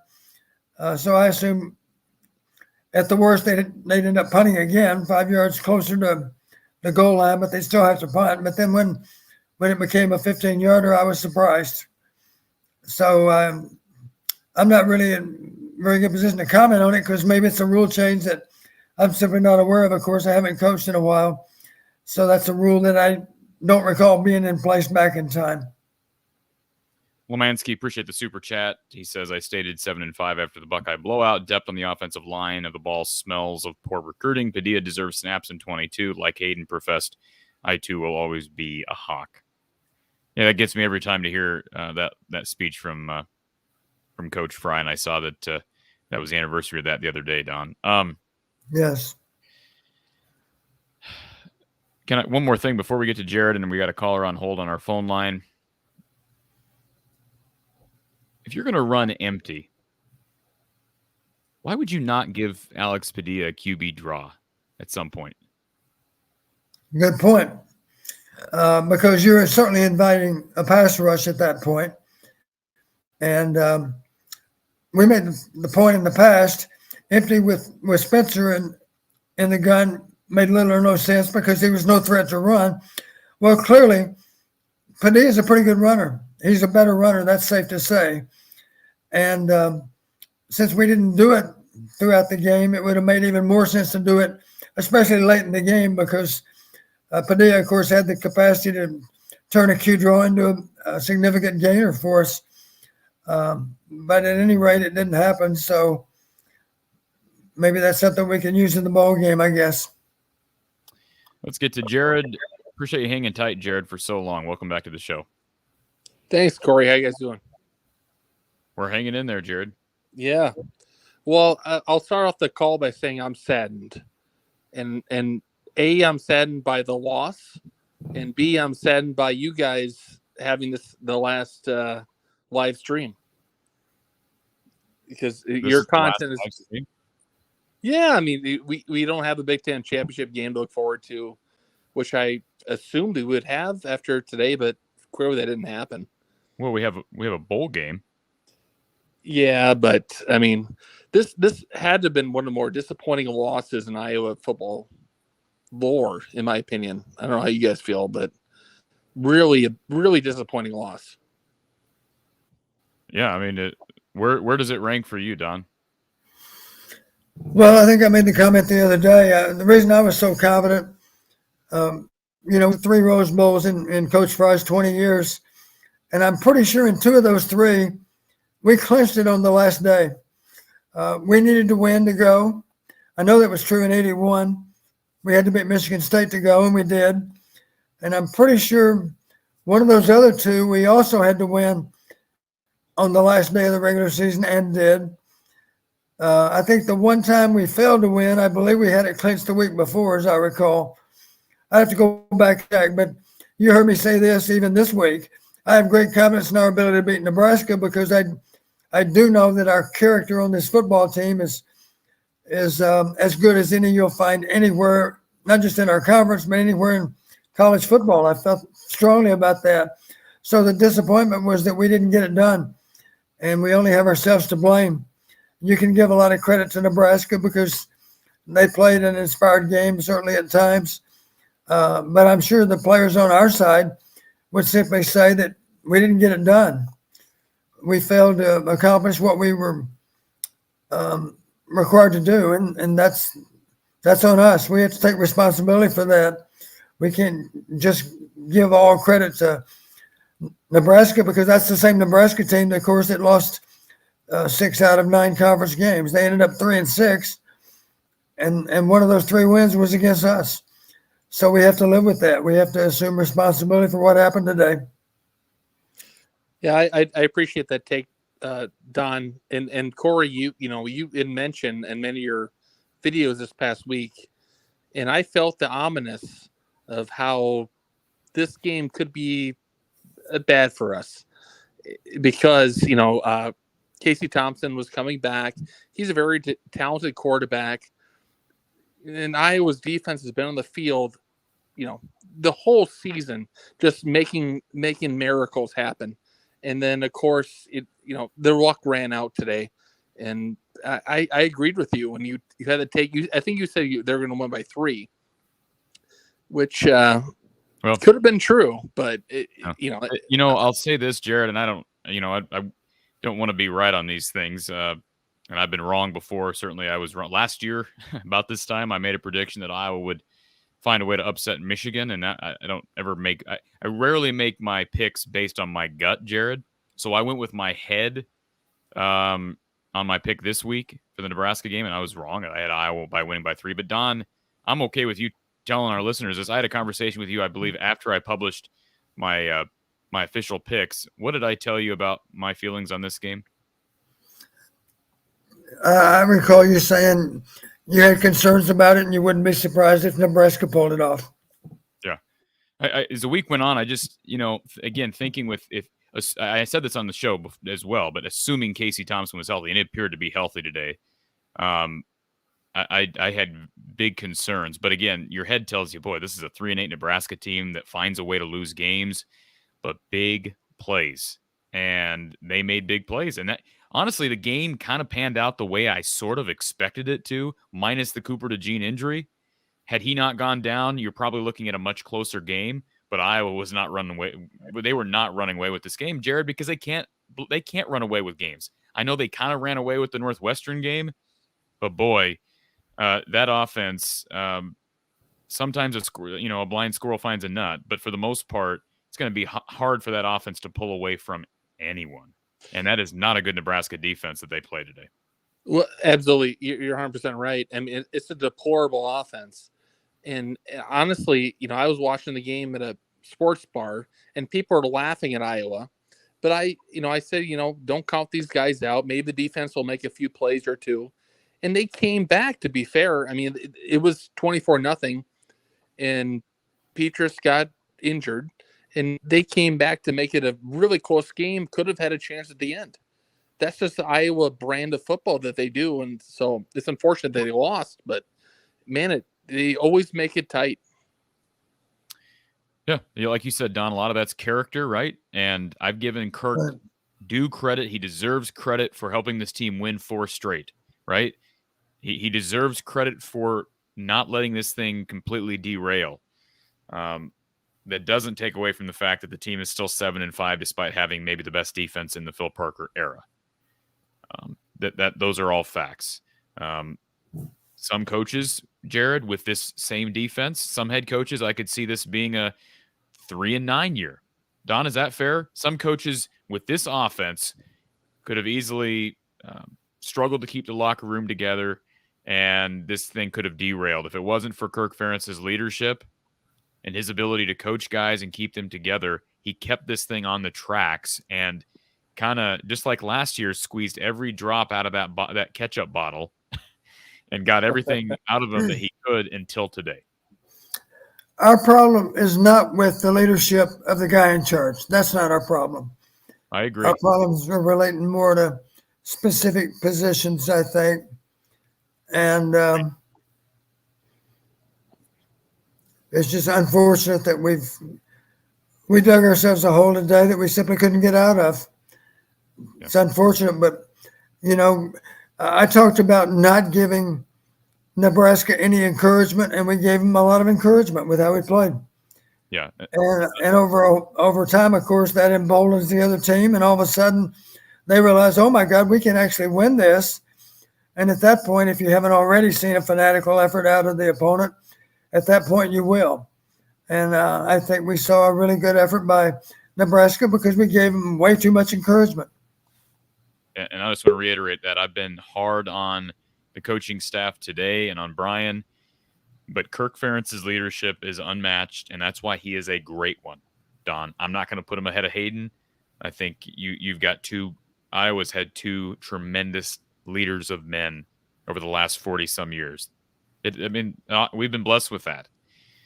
So you can acknowledge that while also acknowledging that nepotism is not okay and the problems need to be addressed at the source. Not by firing Barnett and demoting Brian. That's not how this works. The priority is not to keep Brian on staff because Brian's got a lawsuit that makes him unhireable somewhere else. That's his problem. That's my thoughts on it, Jared. But Kirk Ferentz deserves to be credited for the leadership that he possesses, and that's been demonstrated by them winning 4 of the last 5. Absolutely. I agree. And I've devoted enough time for my call here. But one final question for you guys, and I'll let you get to it. But what do you guys perceive as the future of the offensive coordinator position? Do you think Brian's going to continue on? And secondly, do you think they're going to replace Petrus next year? I think Petrus is leaving. However, that's not a guarantee, Jared. And Don, maybe you want to provide your insight on that if you have any. But I wouldn't be surprised if this happens, Jared, even though going to the portal is not a thing that Kirk Ferentz likes to do. I've heard from multiple people that Iowa is very much interested in going to the portal at quarterback this year. It's something that Iowa should have done last year. Okay. A lot of our viewers on here are new to this show, Don, because I know this channel, and I'm thankful for it. Our platform has grown exponentially since the last time we had postgame coverage. But if anybody listened to me and Mark Rogers, and Don, I think you even acknowledged the need at quarterback last off season, I've been touting Iowa to go to the portal at quarterback for better part of a year now. And so when I see questions like this question in the chat, let me find it here. Let's see here. Maybe I cannot find it. Let's see. Well, Spencer's comment, need to completely change the offense. There needs to be an actual QB battle. We said the same thing last year. We said the same exact thing last year, Don. This is Groundhog Day. We said, well, this better be a real battle. This better be a real battle. Yeah, and you heard me talk about equal reps versus equal competition. That needs to happen throughout the spring, and then, of course, in fall camp. And then you have a good idea of who's better than who. But it all has to be, those decisions, those ultimate decisions have to be made in scrimmage situations, live reps. There's not any way of protecting the quarterback. There's some risk involved with that, but you got to find out who the best players are. When, as Coach Wright used to say, when the bullets are flying, in the games themselves. Yeah, and just remember, as bad as Nebraska is, what's the best part of that team? The best part of the offense, the best part of that team is probably Casey Thompson. Well, Trey Palmer, but that connection between Palmer and those two. Thompson. And guess both what? of which are transfers, right? Amen. And we've talked about I've had, I love it when people say, well, Corey, doesn't that mess up chemistry? I had somebody the other day, and I appreciate the perspective. I respect people's perspectives on these things, Don. But the people that say, well, what does that tell future recruits? We can't start bringing in quarterbacks or it's going to affect future recruiting. Well, guess what? The fruits of your quarterback recruiting are what we've seen these last 3 years. That's what we're getting in quarterback recruiting, Don. So right. we're afraid of driving. Now, I will say this. I like the guys they've gotten. I mean, I'm high on Marco Lainez in 23. But I don't think anybody in their right mind believes that Marco is going to start as a true freshman. I'll be very surprised. If he's ready to go and Kirk is willing to do that, I'm all for it. Let's ride. But I don't believe that will happen. And so what are the options here? Do we really believe that this coaching staff has faith in Alex Padilla? And is Alex Padilla interested in coming back? Are they really going to double down with Spencer Petras for another year? What about Joey Labus? I saw somebody in the chat say, well, why not Joey Labus? Let's get him. Let's just start him in the bowl game and hand the reins over for him. I see this comment from Mike. He says Joey Labus will be the starter next season. Based on what? I mean, we haven't seen the kid. We haven't seen the kid at all. I mean, Don, when I saw him at Kids Day, he looked like the third best quarterback behind Spencer Petras and Alex Padilla. And I'm not saying he doesn't have good upside. I would never ask what's the upside, right? I know somebody that might, but I won't do that. But my point is, man alive, and I had somebody say the same thing earlier in the week. Well, Padilla's not the answer. We got to roll with Labus. He's the guy of the future. Based on what? And again, the coaching staff has not proven to have any faith in Joey Labus. So, well, to get an idea of how it might work out for you, a prime example we saw today, Nebraska's quarterback, a transfer had everything to do with them winning that game today. But see the apologists, Don, for not doing these things would say, well, look, they're 4-8, or Charlie Jones made the wrong decision because he lost to Iowa. See, perspective is important, right? And context is important. And the fact of the matter is, Charlie Jones made the right move by leaving. For his personal career, he made the right move. And they got a shot to win the West tomorrow, by the way, Don. But Casey Thompson also made the right move, as did Quinn Ewers, as did Michael Penix, as did Bo Nix, who's completely tearing it up at Oregon this year. I mean, I can go down the list. There have been success stories across the country. And for those that say, Don, for those that say the offense is too hard, you can't bring a quarterback in. The offense is too hard to learn. Come on, Don, please. Again, you put the onus on the teacher. Your job is to be sure they're educated enough to run the offense. And if you have to spend extra time with them to get that done, that's what you have to do. We're just glorified teachers. So if it's not getting taught, then you got to blame the teacher. So for the record, Jared, I know, you've been drowned out here because I've been ranting for the last couple minutes, but I'll say the same thing I said a year ago, regardless of what happens with Brian. You know how I feel on that subject. And I was not calling for that last season. I wanted to give Kirk, I wanted to give Brian an opportunity to bring in a quarterback from the portal, to hire a QB's coach who actually understood the quarterback position. And instead of doing that, Jared, they said, we're not going to go to the portal at quarterback. Instead, we're going to double down on Spencer Petras. We're not going to, at least not appearing to the public, they did not give equal snaps against equal competition. At least they didn't do it in the open spring practice that we observed, right? And we're going to promote Brian as QB's coach. When they had an opportunity to hire, we know of at least one guy. I know of at least one guy that I would definitely consider to be a QB's guru, who has produced multiple 3-star or less quarterbacks and turned them into NFL quarterbacks. One guy who reached out to Iowa about being the QB's coach, and he was told, no, Brian's going to be doing that. So that was what I said last year. So I'm past that point, Jared. The bottom line is, regardless of what happens with Brian, a portal quarterback needs to be a priority. And there will be options out there, but Iowa's actually got to be willing to go out there and grab one. Yeah, for me, I'm completely confused. It's like a chicken or the egg thing. And I'm flummoxed because perhaps Spencer could have been a great quarterback, but is the coaching so bad that he ended up being very beyond less than mediocre? I can't figure out what the issue is.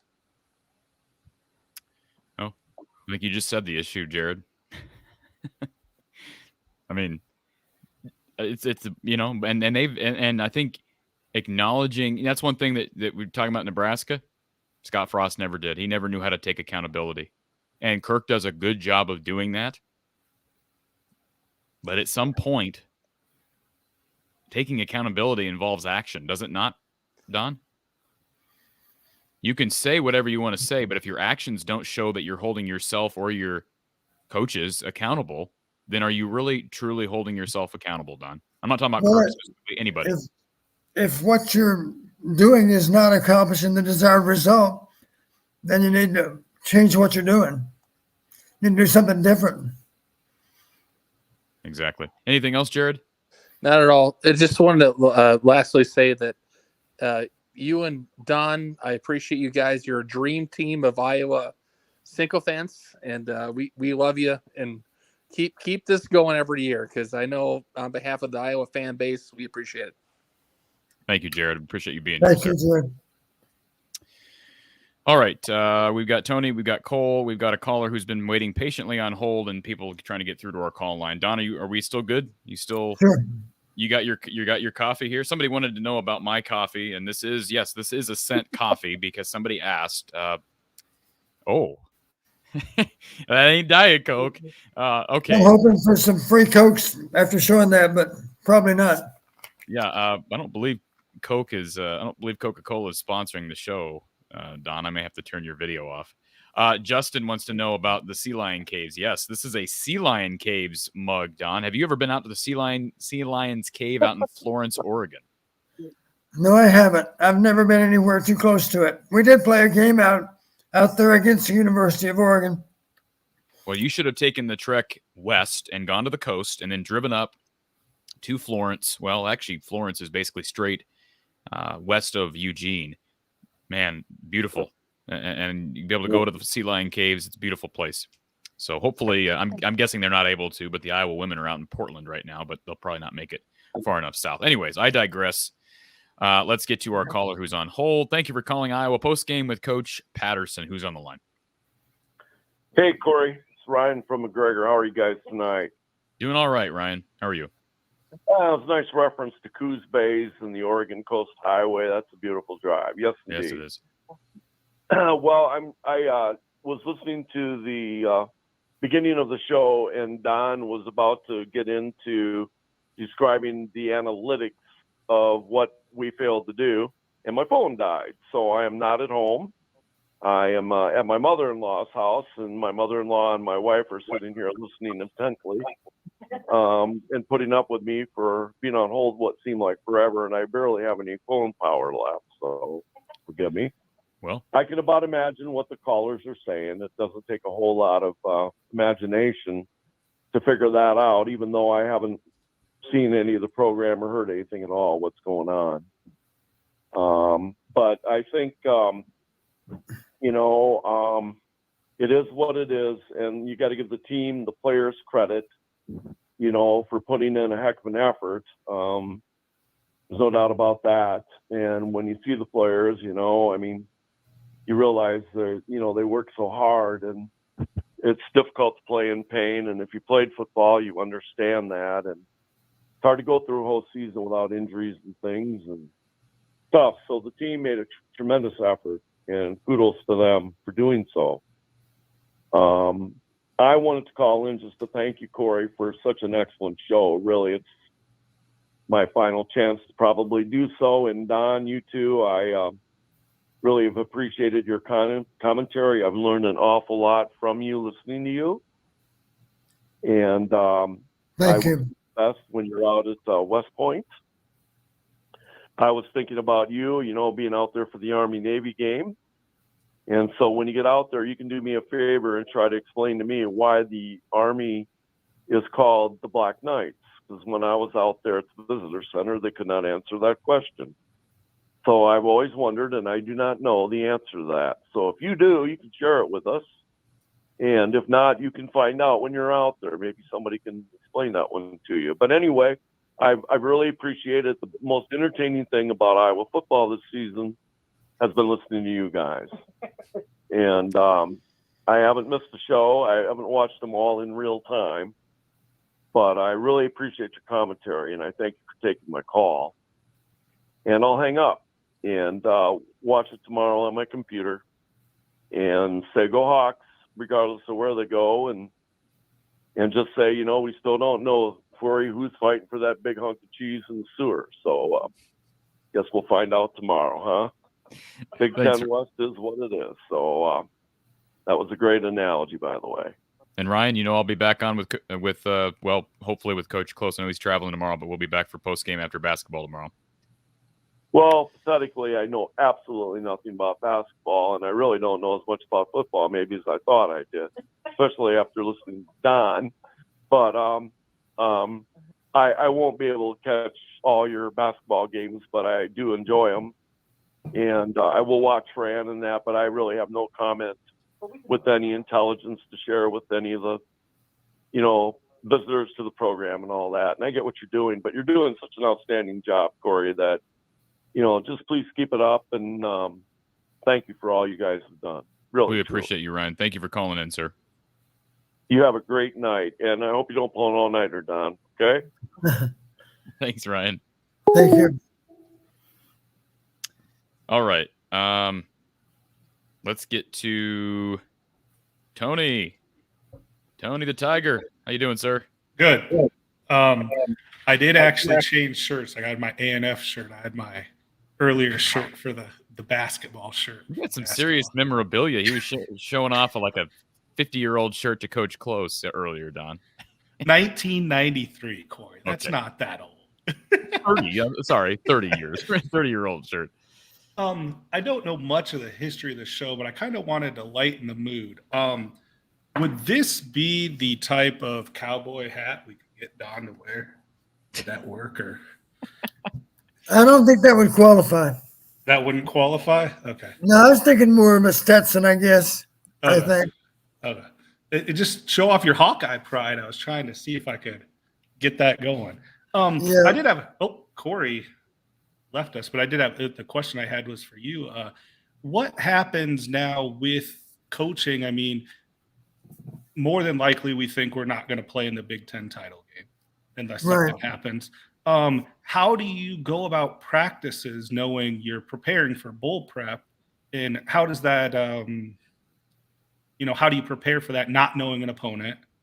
And do you still get, like, when do they start because isn't there like a certain limitation of practices that you get being a bowl team? Like, will Iowa still be allowed if they do not play in Indy? Will they still be allowed to practice all of next week? Or would that count against their? No, my guess is they're not going to practice this next week. They'll still lift weights, of course, in condition in anticipation of the bowl game. But my guess is until we know who the bowl opponent is, we're not likely to. We might spend a couple of practices. I don't even know how many you're allowed anymore. The rules might have changed. But you've heard Kirk say before that one of the values of a bowl, of course, is additional practice for the younger players. Well, that could just involve fundamental football, of course. It wouldn't have to be specific to an upcoming opponent. And obviously, before very long at all, we will know who that bowl opponent is. My guess is we might know within a matter of a few days. At the very least, it'll be a week away. Let's face it, the only games of any significance that remain to be played are those championship games that are played next weekend and Army-Navy. Army-Navy is not going to be any factor in terms of bowl games because I believe both of them may end up with a losing season. At best, they're a lower-level bowl team. I would think we would be favored over either one of those two in terms of bowl eligibility. I'm not sure that either one's eligible. I'm not sure what the record is right now. They're around 500.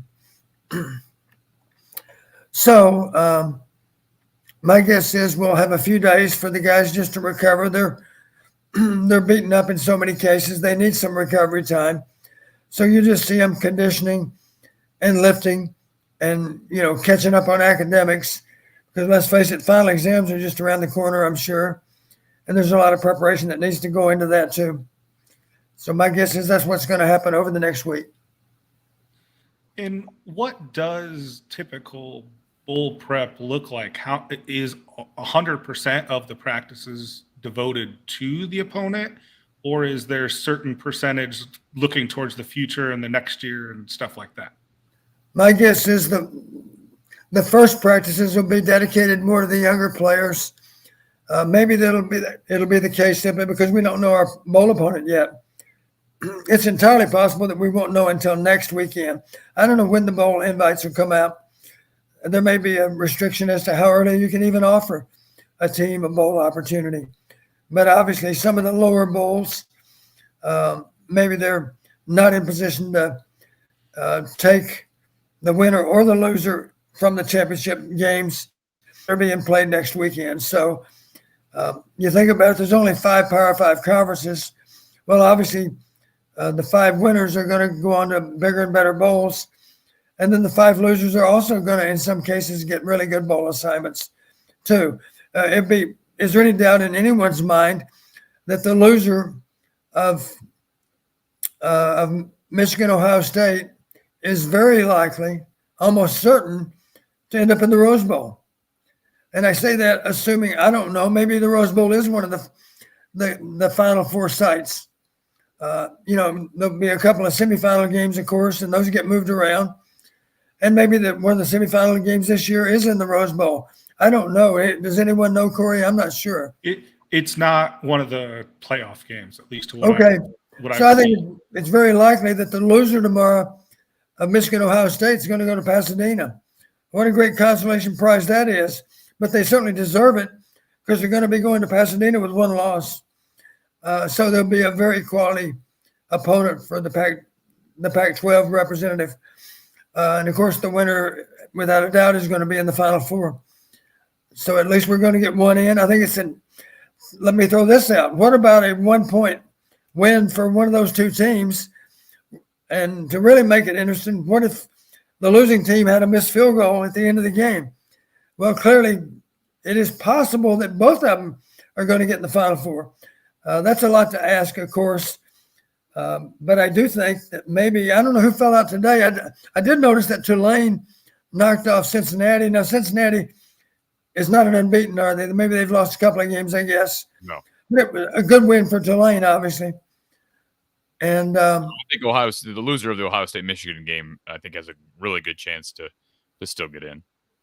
Well, we'll see. We'll, of course, see what happens with Notre Dame USC. That's a big one tomorrow. You're right. SC still has a chance. And, of course, TCU has to dodge a bullet against Iowa State tomorrow to be one of those teams. Obviously, I don't think TCU has any chance to be one of the Final Four unless they end up 13-0.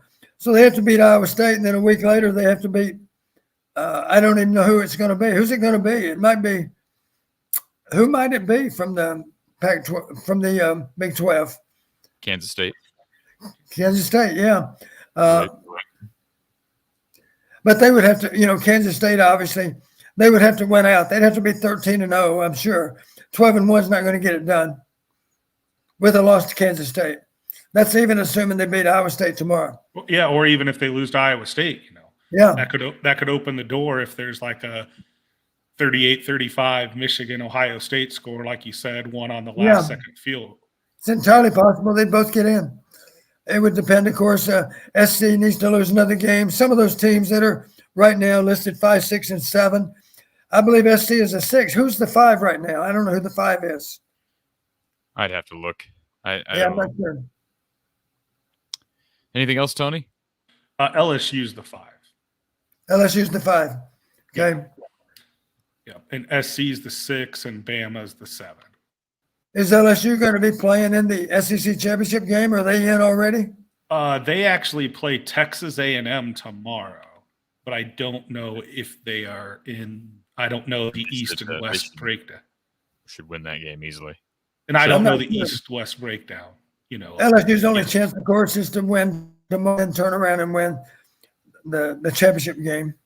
I would think that's their only chance to get in. But it depends, obviously. Just for the sake of argument, if Michigan Ohio State is a 2-touchdown differential, then obviously the loser's out, and that would make maybe an opportunity for LSU or somebody that's even below LSU. The championship games could change a lot next weekend with how it all plays out. I just appreciate you guys' time. Everyone like and subscribe, and I do already have an order placed for the merch store, so let everyone know, go visit that merch store, and I'm looking forward to getting that in the mail, hopefully sometime. Real quick, Tony. So Gary says, enjoying the Hawkeye of the Storm swag, but where are the Coach Patterson T-shirts? I just want to say, this is the cowboy hat. Right? Here we go, Don. My wife mentioned, Corey, she said, Ixnay on the cowboy hat. That was her comment. So if I have to beg off, maybe just be because I need to be sure my marriage is as strong as ever. So I'm not sure. I don't want to lose my wife over a cowboy hat. We appreciate the super chat here from Erica as well. But Tony, thank you for calling in, sir. Thanks. I'll see you tomorrow night, Corey. Sounds good, sir. All right, David. Is David here? We got David and Cole here waiting. If you're here, all right, now. David. I see you. David and Cole here. I am David. You're here. Can you turn your TV down, David? All right, David. Okay, I can't. David, you got to tune your TV down, bud, because I'm hearing it's way big echo. Let's get back to David here in a second, but David, you got to turn your TV down and have your phone on. Cole, Nebraska fan Cole. What's going on? What's up, buddy boy? Hey, I'm Cole, taking Cole. You came on here just to be cheesing, didn't you? You want to rub it in? No, I'm not. No, I'm not. I was. That game was nothing that I expected to happen.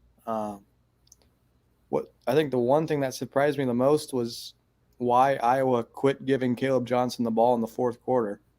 I was like, because he was carving us up pretty good, but yeah, I don't know how that happened.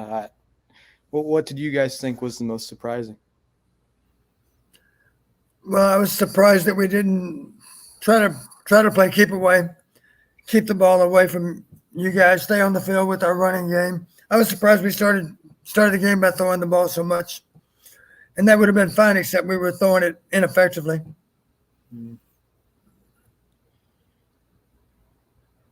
What about you, Corey? You're not gonna get away with that. Just for the record, Corey, the cowboy hat's not working. My biggest, make sure the cowboy hat's. So my biggest surprise, I'd say what Don said earlier, just the fact that you kind of come out throwing the football. I just don't understand that, and let's not forget the fact that Spencer was awful before he was knocked out of the game. I mean, he was, I think, 1 of 6 or 0 for 6 or something like that. So he was awful, and he also fumbled the ball again. He needs to understand how to protect the football when he gets sacked. How many times has he dropped the football on a sack, Don? You got to protect the football better. Alex Padilla's got to protect the football better. So I don't know that I'm surprised by anything, Cole. As it relates to Nebraska, I'll go back to the illustration I used earlier. No offense to Nebraska, but a blind squirrel sometimes finds a nut. It's a 4-8 football team. It's funny that people who are in that's completely true.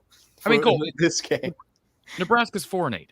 Yeah, I mean, Nebraska's 4-8. No, Iowa's offense is terrible. We get that, but they're 4-8.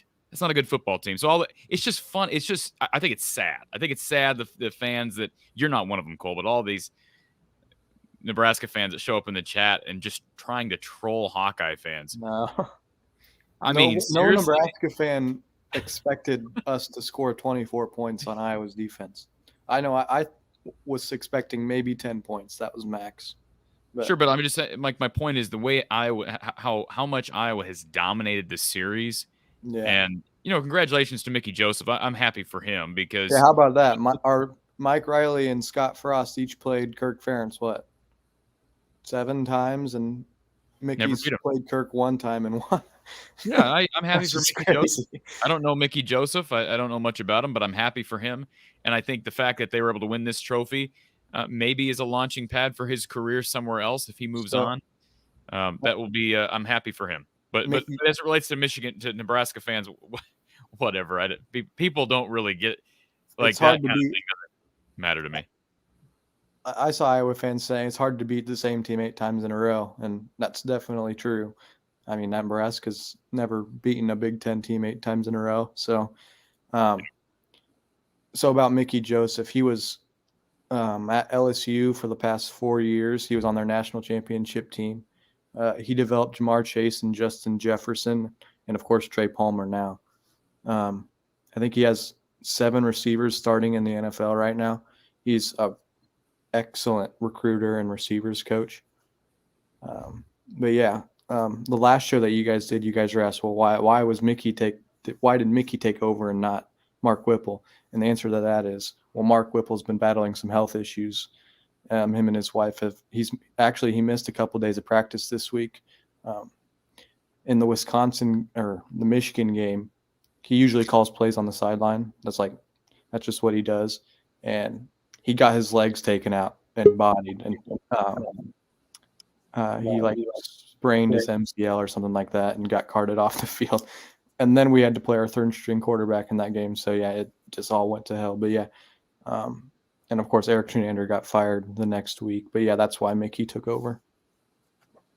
Well, congratulations, Cole. I deal with a lot of annoying Nebraska fans, but I'm happy for you. You seem like a class act, and I know you you're an avid follower of this show, so I appreciate your support and enjoy the win.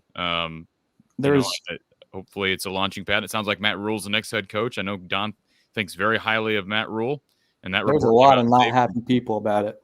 I can tell you that. But you know what? Who cares? There's a lot of happy people when Frost got hired. So I don't think the fans know what's best for the program. We'll see if Rule works out, but I'd like to think Rule's a safer hire than some of the other directions that they could have gone with, like Urban Meyer or even Deion Sanders. This is a safer hire. And by the way, nobody should ever listen to Zach Smith on anything ever again.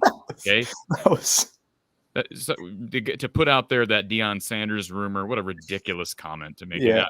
It's assuming Rule takes the job, and that was just what a ridiculous seeking of attention there by Zach Smith. But anyways, congratulations to you and the Nebraska fan base for the most part. And there's one play, like the first touchdown pass to Trey Palmer. Jack Campbell had a dead eye.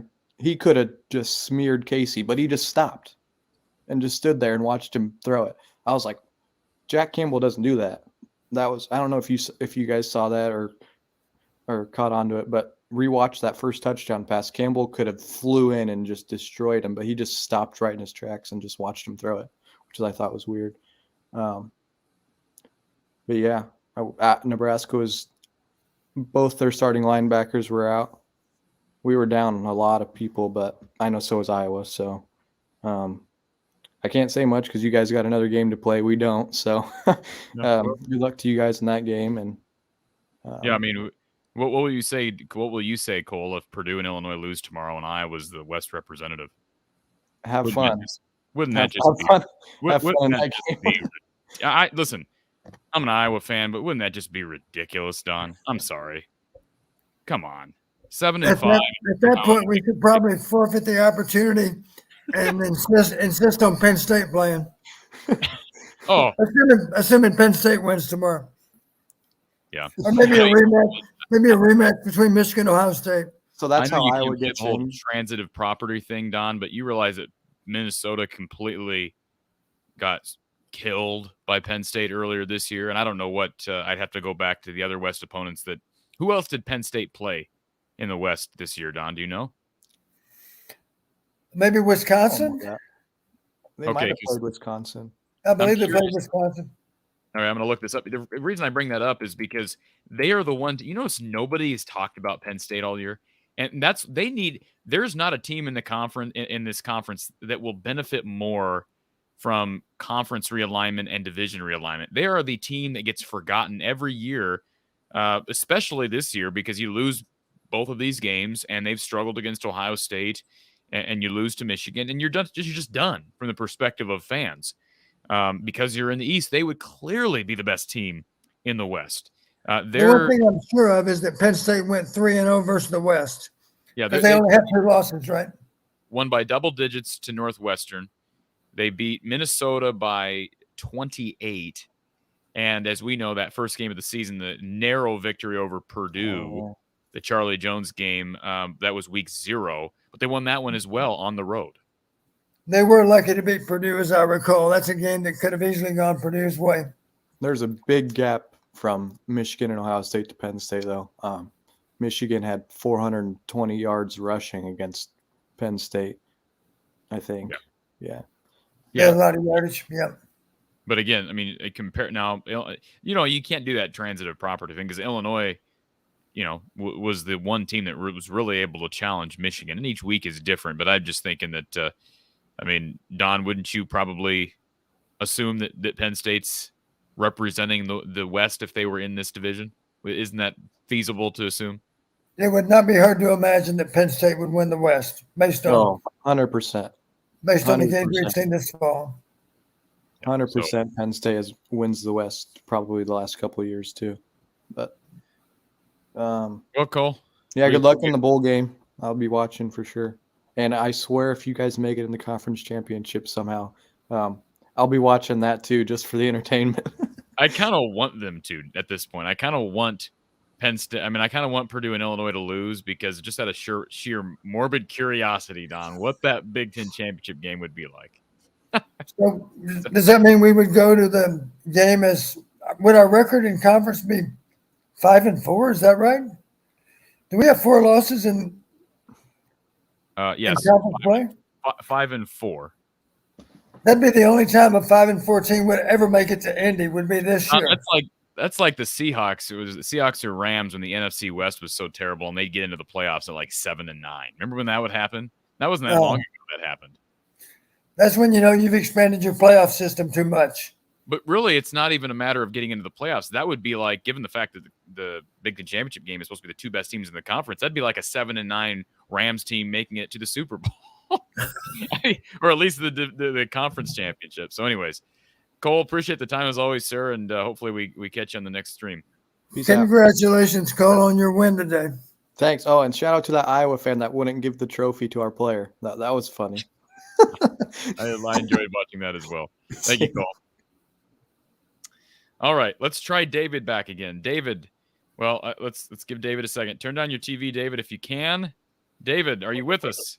Yes, I am. How you doing, buddy? I'm doing good. What's up? What you got a question for Don, David? So my phone technically is echoing. The TV's completely turned down. Okay. Sure, Don.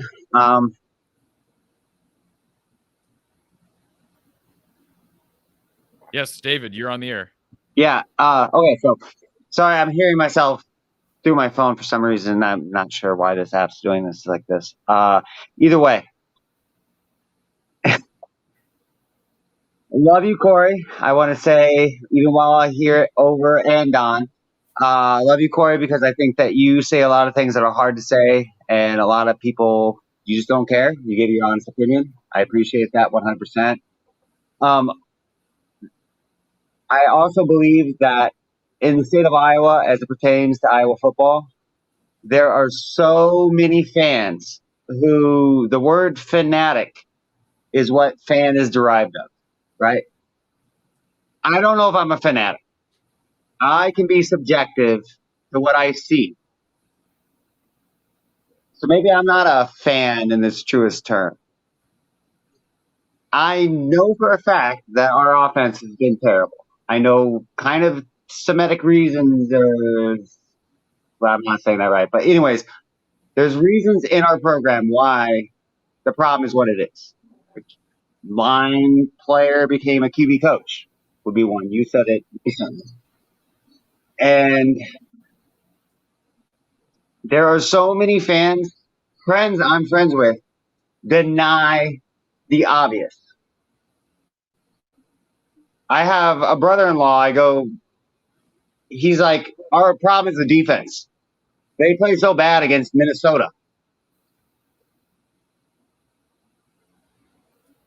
David, what can I don't mean to rush you, but what's going on here? You have a question or? The question I have.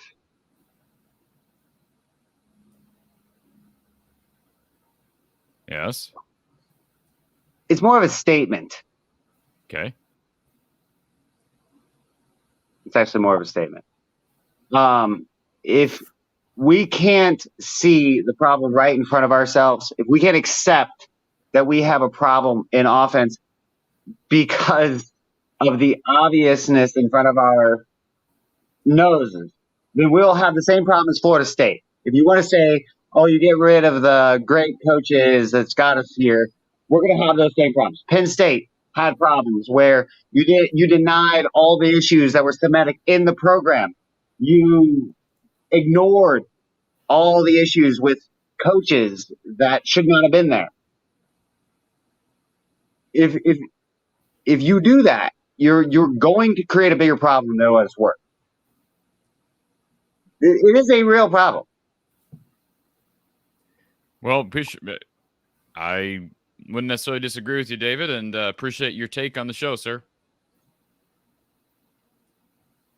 I hear that. I guess the one question I have with Don is, Don, do you think we can beat a team if the other team scores over 24 points? Probably not. It depends, of course, on what kind of defense they have, but historically it's been difficult for us to come up with 24 points on offense. Appreciate you, David. Thank you for calling in. Shout out to Pedro Petras. He had a 110 QBR rating going into the fourth quarter. Well, Padilla did. All right, sir. Appreciate you, sir. Have a great night, David. All right. Appreciate David calling in, as always, supporting the show. And, Don,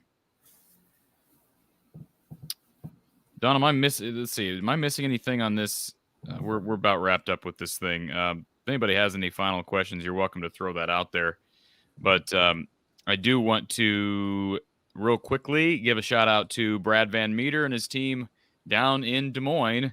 Call 515-256-6480. 515-256-6480 for a quote. The largest auto insurance company in the U.S. And Brad's small, but very interested team. They're interested in how they can save their customers money while also getting them great customer service, an agent who will be on your side during the event of an accident. Call Brad and his team. And certainly as you explore options with Brad Van Meter and State Farm, you're supporting from the Hawkeye of the Storm. Don, am I missing anything as it relates to notes? I don't have anybody on hold right now. I know we've been going over 2 hours, and I appreciate you being here as always. Am I missing anything that you want to bring out? I was just looking over the, incidentally, the prediction model that I have in place. And of course, I won't divulge what those 4 parameters are, but just so you know, they won 3 out of 4. So the prediction model held up for our game too. And I think I mentioned, Corey, about average starting field position, how critical that was over the past 4 weeks. And they won that by the same margin we won it last week. 8 yards better than our average start position. And people might think, well, that's not such a big deal, 8 yards. Yes, it is, because if you take that same drive, whatever that drive distance might be, obviously if you start 8 yards closer to the goal line, now you're in field goal range versus not quite being in field goal range, or now you're prepared to go for it on 4th down because you're barely in field goal range versus having to punt if you started 8 yards further back. So even an 8-yard differential does matter. Sadly, we lost on field position, and over the past 4 weeks, if you lost on field position, the odds were 96% that you were going to lose the game. So no surprise that percentage held up for our game. It'll probably hold up again tomorrow too. I would invite the listeners to just, as they watch the games tomorrow, if you have an idea that somebody clearly won on field position, they probably clearly won the game as well. All right, Don, we're going to go rapid fire. So, that's my middle name, Corey. Rapid fire. Rapid fire. Lemansky, first of all, Corey Dadgummit, you have merch. That's the upside. Yes, merch is available. Thank you, Lemansky. From the Hawkeye of the Storm, merchandise is here, and there are some really cool ideas that are coming, Don. So if people haven't checked out the merch line, we've got some from the Hawkeye of the Storm branded merch available right now. Find a link to that in the description of this video. Thank you to the Johnny O Show. You can check out his stuff on YouTube. Check out his stuff because he's been a big part of our show and helping launch the merch line and behind-the-scenes activity. So thank you to John at the Johnny O Show. Jack wants to know, what are the most pressing positions Iowa needs to recruit on offense, Don? That's easy. Wide receiver, quarterback. So not offensive line as it relates to recruiting. Well, I mean, you could upgrade at all positions for that matter. I have to believe, I guess I don't know who else is in the mix, who else is coming. Obviously, if our high school guy that we're all talking about, if he stays with his Iowa commitment, he should be able to occupy one of those 5 starting spots even in game 1, because he's a modern day version of Tristan Wirfs. If Tristan can do it, it sounds like this other guy can do it too. Caden Proctor. I apologize, I couldn't think of his name for a minute. So, yeah, I mean, we can upgrade in the O-line, obviously, but the unusual thing about offensive line play, typically guys that are struggling, they struggle as second or third year players, and the extra year of maturity does matter. So if you're putting more fourth and fifth year guys out there, generally that works for you, because there's a lot to be said for just gaining experience with how to play. Should we have more quality starters in our offensive line? The answer is yeah. In most years that Iowa football has had in Kirk's 20-something years, we've had a better starting 5 than we have this year. That's true. Okay. Let's get to our caller who just called in. Thank you for calling Iowa Postgame with Coach Don Patterson. Who's on the line? Don, Corey, how y'all doing? This is Charles from Des Moines. Hey, Charles. We're doing good. So, quick question. Obviously, with the loss today, could change up some stuff. Where do you guys think that Iowa will be playing in their bowl game coming up? I have such a bad feel for, I see this question in the chat. I have such a bad feel for the bowl pecking order. I don't know if it's the pinstripe. I don't know if it's Detroit. I don't know if it's Nashville. Don, do you have any feel on this? I get the Google search would probably be better than me. I don't. The only thing I think that I could say with any kind of degree of certainty is our fan following will give us an advantage over some other teams that have very similar resumes to ours. I think that'll help us. Yeah, definitely thinking. I was probably thinking that we'd be in the ReliaQuest. I know I saw something last week that they might be playing South Carolina, but I'm thinking more Duke's Mayo or Pinstripe now. Just, obviously depends on what Purdue and Illinois do come tomorrow, but we will see. Charles, Ari Gold in the chat says, how about the American Standard Toilet Bowl? Now, that game would make me hella horny. I hope Spencer Petras will be back for that. I appreciate the phone call, sir. All right, let's go on to McKinley. McKinley, are you with us?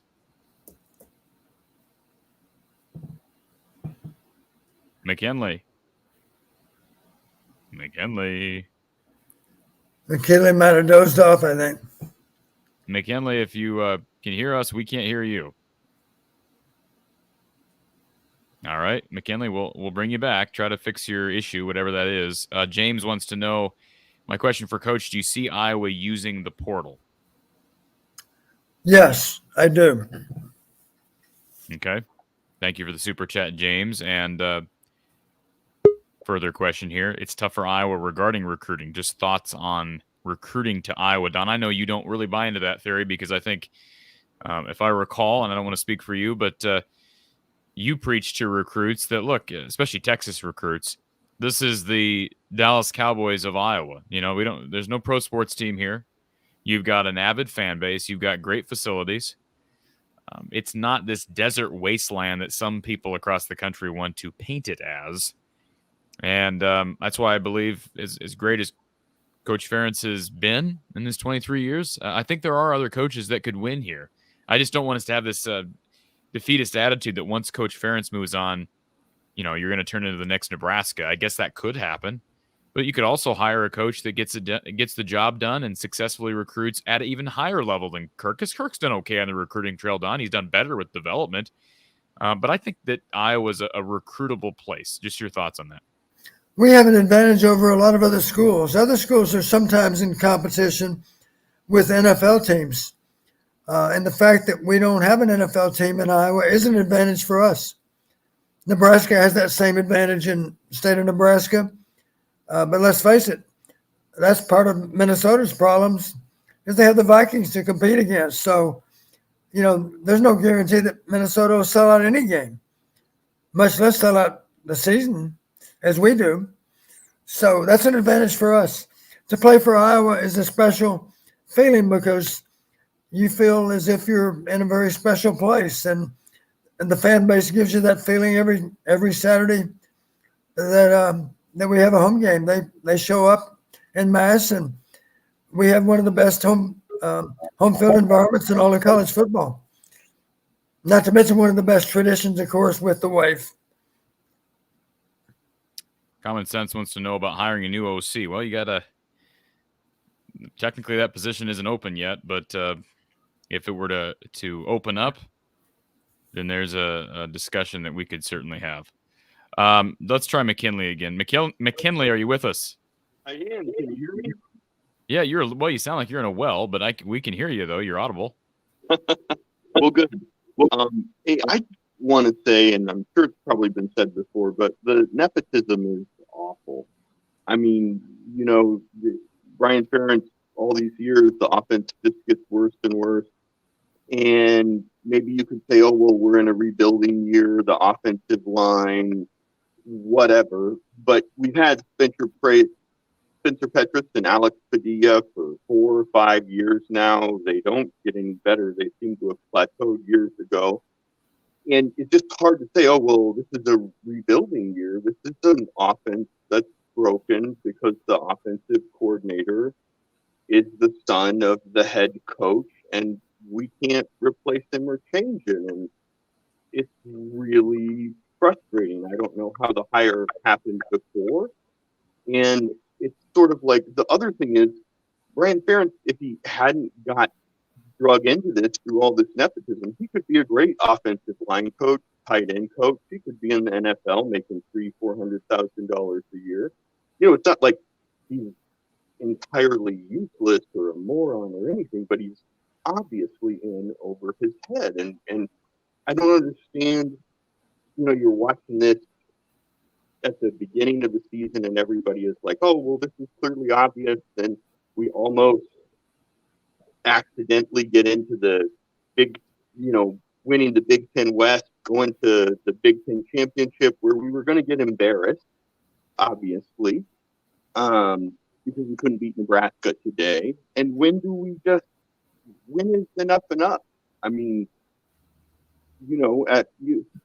Coach, you've been involved in these kind of situations. I mean, at what point in time do donors say, no, this has to end? At what point in time does Kirk say, okay, there's too much heat here, I have to do what's right for the fans, do what's right for the players, and move on? Like, when is enough enough? I guess that's my question. Well, the fact that we have one more game to play, I think it's logical in my mind. Those people that are in position to make decisions, they would say they have to simply gather all the facts, and that would mean we won't have a final opinion until after the bowl game. Obviously, we got one more chance to excel, and the negative side of that would be we have one more chance to fail. So I think it depends on what happens in Game 13. Let's face it, 7-6 doesn't sound nearly as good as 8-5. And in that regard, the bowl game will matter a lot, whoever it is. It's like the statistics are all bad, whether we back in and win this bowl game against whoever. The offense is not getting better year after year after year after time. I'm frustrated, and I know a lot of people are too.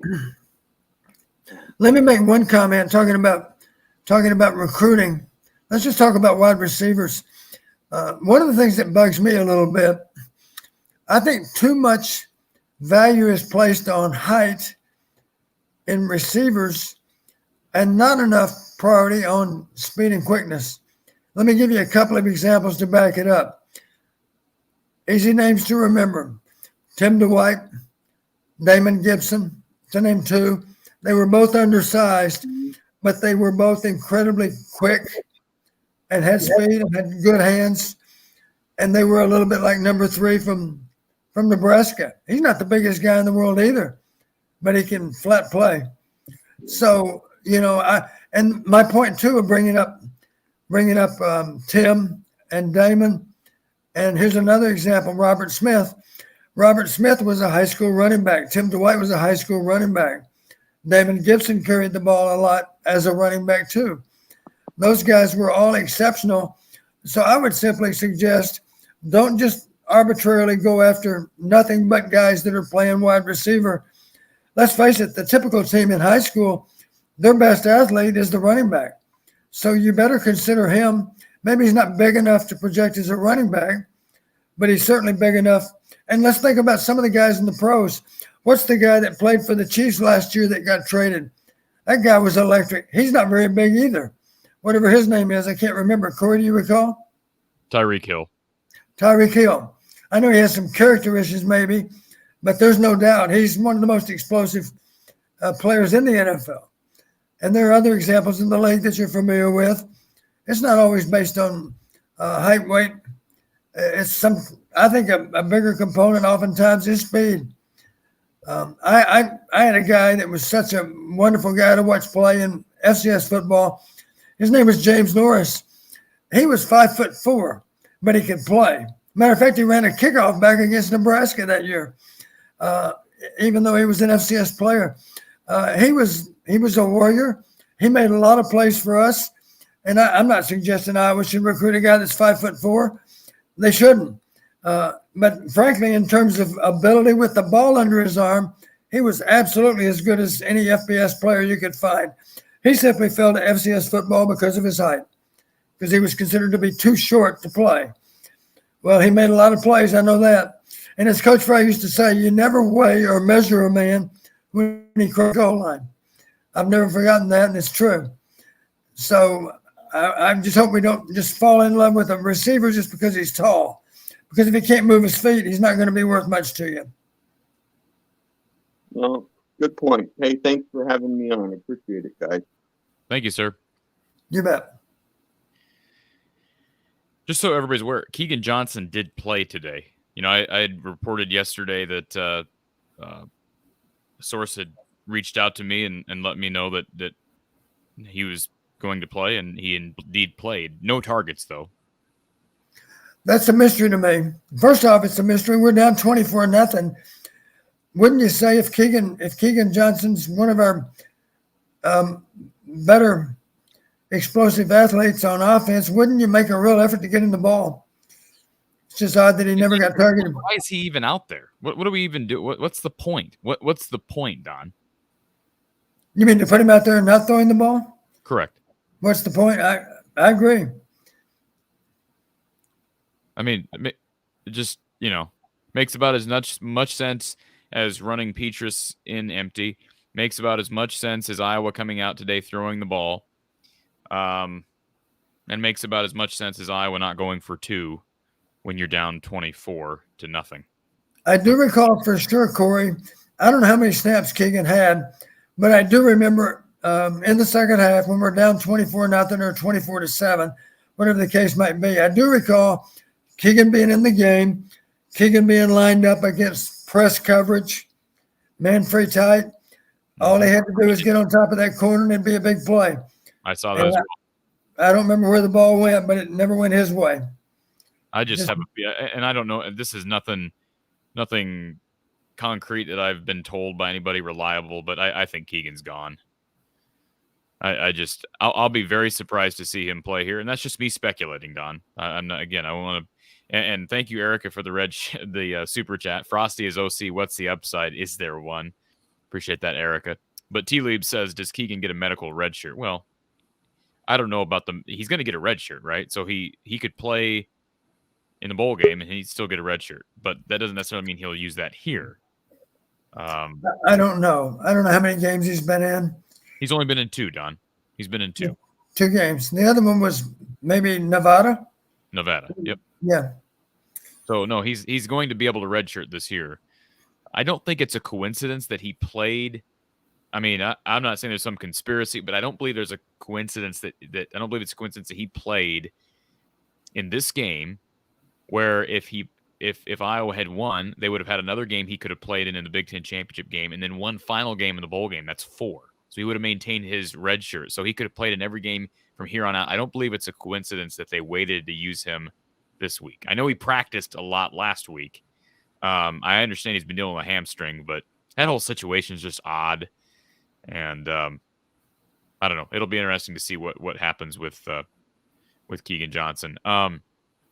Again, we get back to our rapid fire questions because we're running this way overtime, Don. Jack wants to know, how do you fix Iowa's offensive line in the offseason? It's a loaded question, Don, but can you answer it in a Well, first off, it has to all start in the weight room. Guys have to get bigger. They have to get stronger. They don't have to necessarily get faster, but as you get bigger and stronger, of course, you become a more explosive player. You're better prepared to drive somebody else off the ball, to be able to sustain your block a little bit longer, to put that defender a little more on his heels. Let's face it, when you're talking about O-line versus D-line, the guy that's playing on his toes is the guy that typically wins. The guy that has better drive coming out of his snap, coming out of his stance, I should say. The guy that's able to continually drive his feet and keep his feet under him and get some movement on that other player. That's the kind of offensive lineman you want to create a seam in the defense. And so that those guys in general, as you know, are younger players, Plum being the exception. The other four guys, I think, Corey, and true, they all have at least 2 years to play. I think that's right. I believe Nick DeYoung, I believe this is his 4th year in the program, I believe. Okay. You're right. DeYoung, I hadn't thought about DeYoung because, of course, Stevens was injured last week. Is that right? And Stevens didn't play at all today, I guess. Yeah, and they ran some six offensive linemen out there. 6 offensive linemen set. I don't know, what do you call that? Heavy set? I mean, yeah. They did that a little bit today with DeYoung.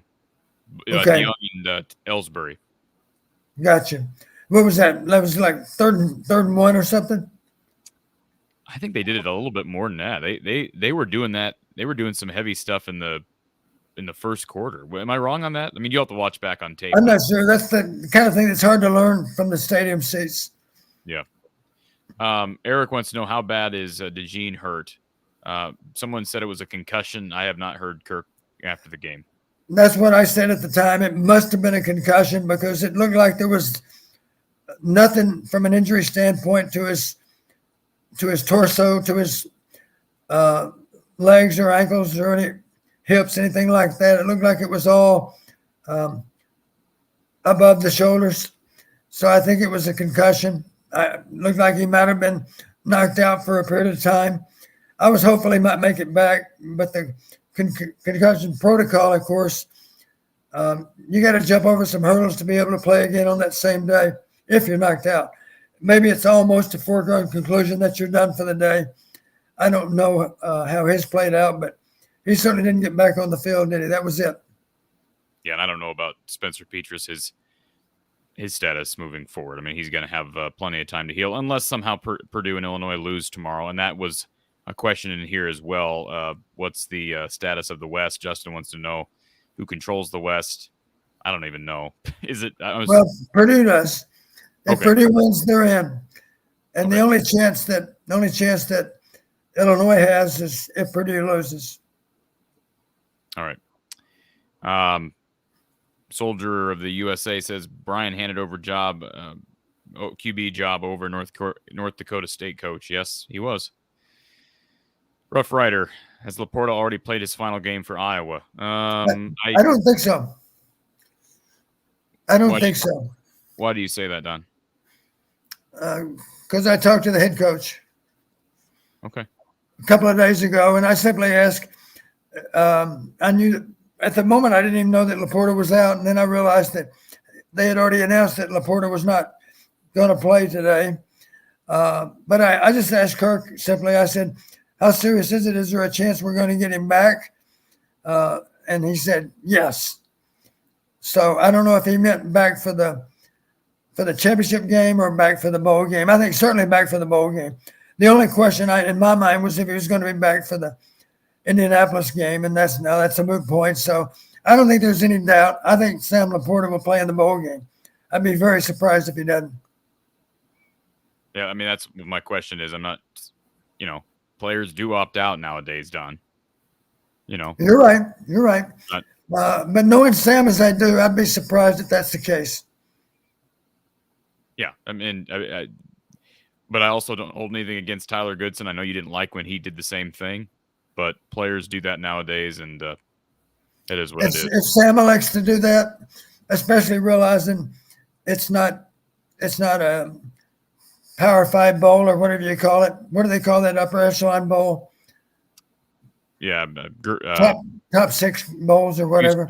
It used to be called BCS Bowl, but BCS bowl. We're not in one of those, so if he bows out, I certainly won't hold that against him, because if he does, he'll have good reason to have done it. Clayton wants to know, I was watching Vines on our last possession, didn't see him get a step of separation in the last 3 plays. Did a wide receiver other than Nico have a catch?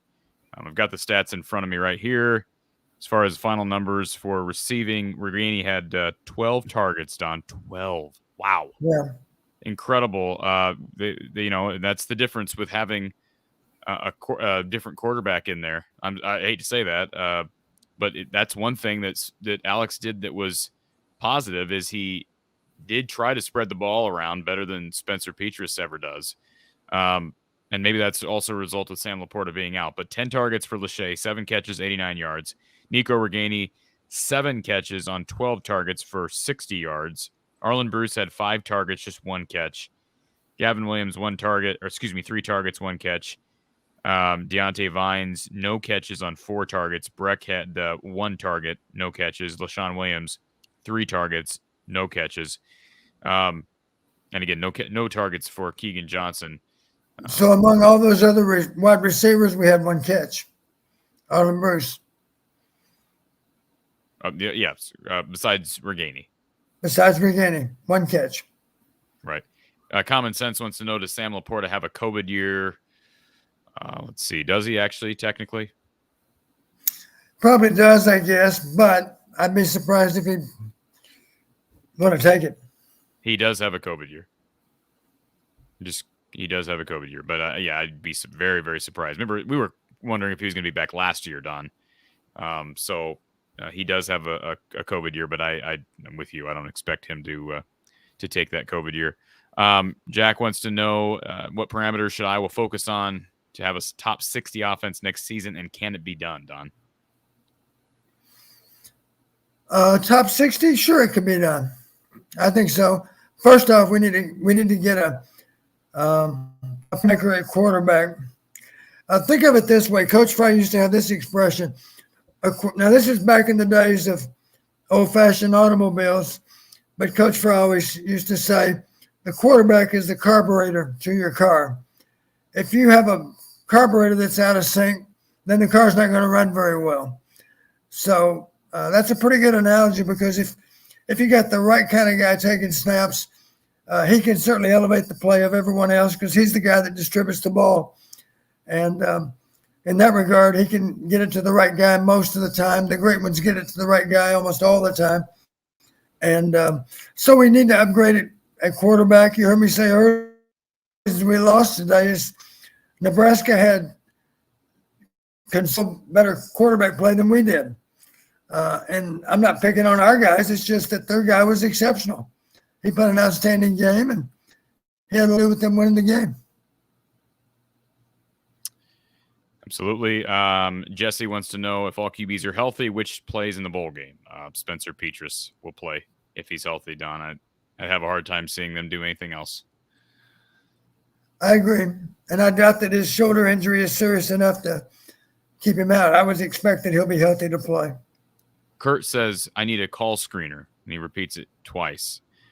Kurt, if you want to pay for a call screener, if you'd like to pay the salary for a call screener, I'd be happy to hire one. I've said that before on the show. So if anybody wants to pony up the dough for that, they're welcome to do that. But show doesn't make enough money to do that, Kurt. Troy says, did Iowa address the QB need with any new recruits this year? Are they going to try the transfer portal or just ride it out with what they've got? Again, I like Marco Lainez. I got James Resar in 24, who's at the game today. Don't know as much about him. Like Marco a lot, but he's a true freshman. I think they'll go to the portal. We've kind of talked about that. Common Sense wants to know, what is the status of the Brian Ferentz lawsuit? It's still open. That makes it hard to hire at the NFL level, Don, or really anywhere. But that's not Iowa's problem. Don, I'm not saying I'm not asking you to endorse Brian being fired or not. But if any coach, including Brian, is deserving of losing his job based on performance, should his hireability somewhere else affect whether we relieve him of his duties or not? No.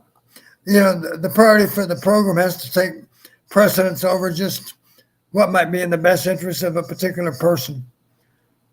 So if it's justified that you're being replaced, then so be it.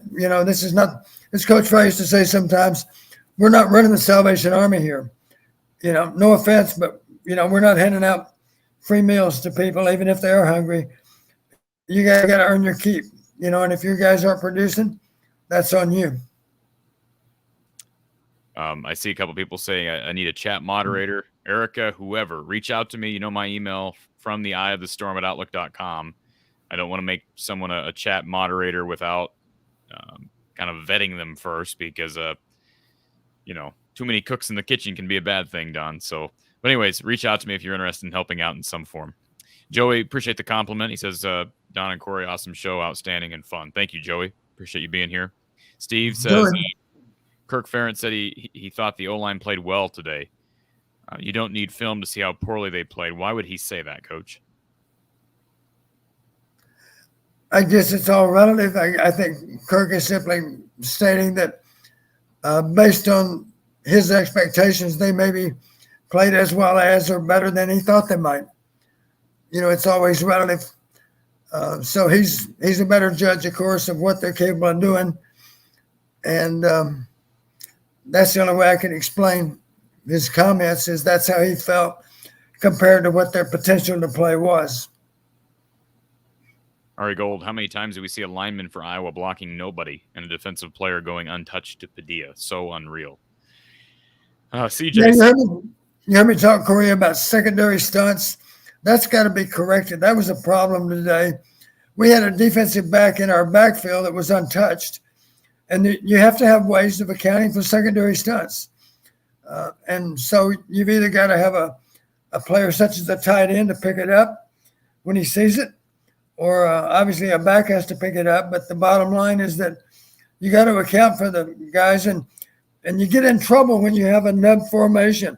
If your widest player in the formation is a tight end that's right next to a tackle, that's not very far at all from the quarterback. So if they're going to fire that corner, you better have a way of accounting for him, because otherwise he's going to be around your quarterback's neck in no time at all. Uncle Rico says that Arlen Bruce's foot was not out of bounds. It was the defenders. I'll look back at that again. I could have been wrong when watching that. So I'll watch it back again. But the officials, of course, saw enough evidence to overturn that call. Kyle says, Corey and Don, do you think that Kirk Ferentz will make his next hire stipulating that it's still his offense? I'm assuming someone as long tenured as him wouldn't hand off the offense totally regardless of the hire. Well, at this point in his career, Don, this is my opinion. I have respect for Kirk Ferentz. What would generate even more respect from me is if I saw Kirk Ferentz say, you know what? I've given a lot to this program, but Iowa's given a lot to me. I'm going to hire the best offensive mind. And regardless of philosophy, we want to be not just average. We want to be good on offense. And if that requires a change in philosophy, that's okay. I'm not one of those people that thinks that Kirk micromanages everything on offense, but Brian is running his offense, right? I mean, this is the type of offense Kirk has ran regardless of coordinator. There's a reason why he's hired, well, one of them is his son, one of them is his buddy, but even Greg Davis fit the mold of the pro-style offense. And there's nothing wrong with a pro-style offense, right? Teams, there are teams out there that win with a pro-style offense, but can you sympathize with me as a fan when I say it'd be nice to see Kirk willing to take a shot on a different type of offense at this stage in his career, since he's been here 23 years? There's not much else. What else can he do other than get an elite offense, or at least a good offense that brings Big Ten championships? Because you're not going to win Big Ten championships, Don, with this offense. So right. Why not take a shot on maybe a philosophy or a coach that doesn't exactly fit the Kirk Ferentz motto, if you will? I do think in general, a lot of fans assign Kirk too much credit for controlling the offensive game plan. I really believe that. You got to realize, and I've been a head coach. Head coach has so much to do. He has to rely on his offensive and defensive staffs to do yeoman's work in terms of formulating a game plan. And I'm sorry, I don't think that's the problem. I don't think Kirk is restrictive much at all, and as far as putting the game plan together. And in that regard, he's no different than Hayden. You know, Coach Fry used to say, do you need my help? And if I didn't need his help, I would tell him, no, Coach, we're in good shape. Now, I might have some unsolicited help from him anyway, of course. That's okay. He's the head coach. But I'm not buying this that Brian would be, not even pick on Brian, just that our offense would be better if Kirk would simply take his hands off the offense. Kirk is not the problem. The problem is more with, what's happening between the players and coaches on offense. I don't think Kirk is being that restrictive with the plays that are put on the field. I think the offensive staff has that responsibility, and fundamentally, I think Kirk lets them do their job. That might surprise people, but that's how I feel. That's what I suspect is true. Cowboy hats off here, Don, for the final 5 minutes of the show. Phil Parker's Pa wants to know, what plays would you call on first and second down late in the game like today that would keep the crowd up and screaming? Both drives at the end by third down, the fans were crickets. I don't know that you're concerned. Late in the game, he says. Well, first off, you got to go 2 minutes. You got to get as many snaps in. I know one complaint I heard from a former player who knows a lot about football. In his mind, we really lost the game in the third quarter because we didn't have a real sense of urgency about trying to get as much as we could out of that last 20 minutes of the game, 20, 25 minutes of the game. You're down, let's face it, 24-0 theoretically is a 3-score game, but the reality, what are the odds you're going to be able to convert 3 different times after a touchdown? So in reality, we were down probably 4 scores. And just to back that up, after that first touchdown, we didn't go for 2. We simply kicked the ball. So right then, we're saying it's a 4-score game, not a 3-score game. And in that regard, we should have had a huge sense of urgency. And I like to use the example. It's a similar example. We were over, and you remember the game, Corey, or maybe you don't, but you've heard about it. We were playing Indiana. We got off to a horrible start. One of the worst turnovers of all. We fumbled a kickoff. They recovered on the 20-yard line. They had a running back that was all Big Ten, Anthony Thompson. Remember him? You might not remember him, Corey, but he ran for a ton of yards. He was a big-time back. And here we are at Indiana, and we're down. It was at least 17-0. I can't remember the score at the time, but we were middle of the second quarter. And this may be hard for people to believe, but it's true. The rest of the game, we were 2-minute offense. And as Dick Vermeil told Gary Bender, they were doing the game. Gary Bender made a comment to him. He said, we got a dog on our hands today, meaning a bad game. Dick Vermeil's response, he said, you wait. I was going to make this game last forever. He was exaggerating, of course, but not by a lot, because I think we threw 64 passes that day. We still lost the game, but we did give ourselves a chance to win. And you might remember the story because the coach, and I can't even think of his name right now. Help me out, Corey. Because he was one of their best. He's got sons that are coaching football now. I'll think of it here in a minute. Anyway, outstanding coach. The best Indiana teams ever were his teams. And he ran a fake punt on the first play of the fourth quarter. He ran a fake punt from the minus 25-yard line or whatnot. It was good for about 50 yards. And I told him, I said, Coach, that was a great call. How many people ran a fake punt when they're ahead by 10 points? And he said, hey, we had to do something because you guys were you were gonna reel us in. You were gonna beat us. That's why we ran the fake punt. Bill, help me out. Gosh, that's horrible. Senior moment. Bill Mallory, thank you. Steve Cashman, thank you, Steve. Yeah, Steve, I owe you. Bill Mallory, great call. You can go look it up. It's all true. But anyway, in the second quarter, we decided we have to make this game last a long time. How do you do that? 2-minute offense, the rest of the game. We ended up with 64 pass attempts. We put up 500 yards of offense or more. I can't remember. We still lost the game, but we gave ourselves a chance to get back in the game. And this old player's comment was, we simply didn't have enough of a sense of urgency because we need to make the game. If there's only 20 minutes left on the clock, you need to find a way to stretch out that 20 minutes to make it count for as much as you can. Instead of having 4 opportunities with the ball, you need to find a way to have 5 or 6 because you're not going to win the game otherwise. And that would be an argument for going 2 minutes earlier than we did today. Engineering for me, did Keegan play today? Yes, he did. He did play, no targets. Brandon says, will a QB come seeing the offensive line?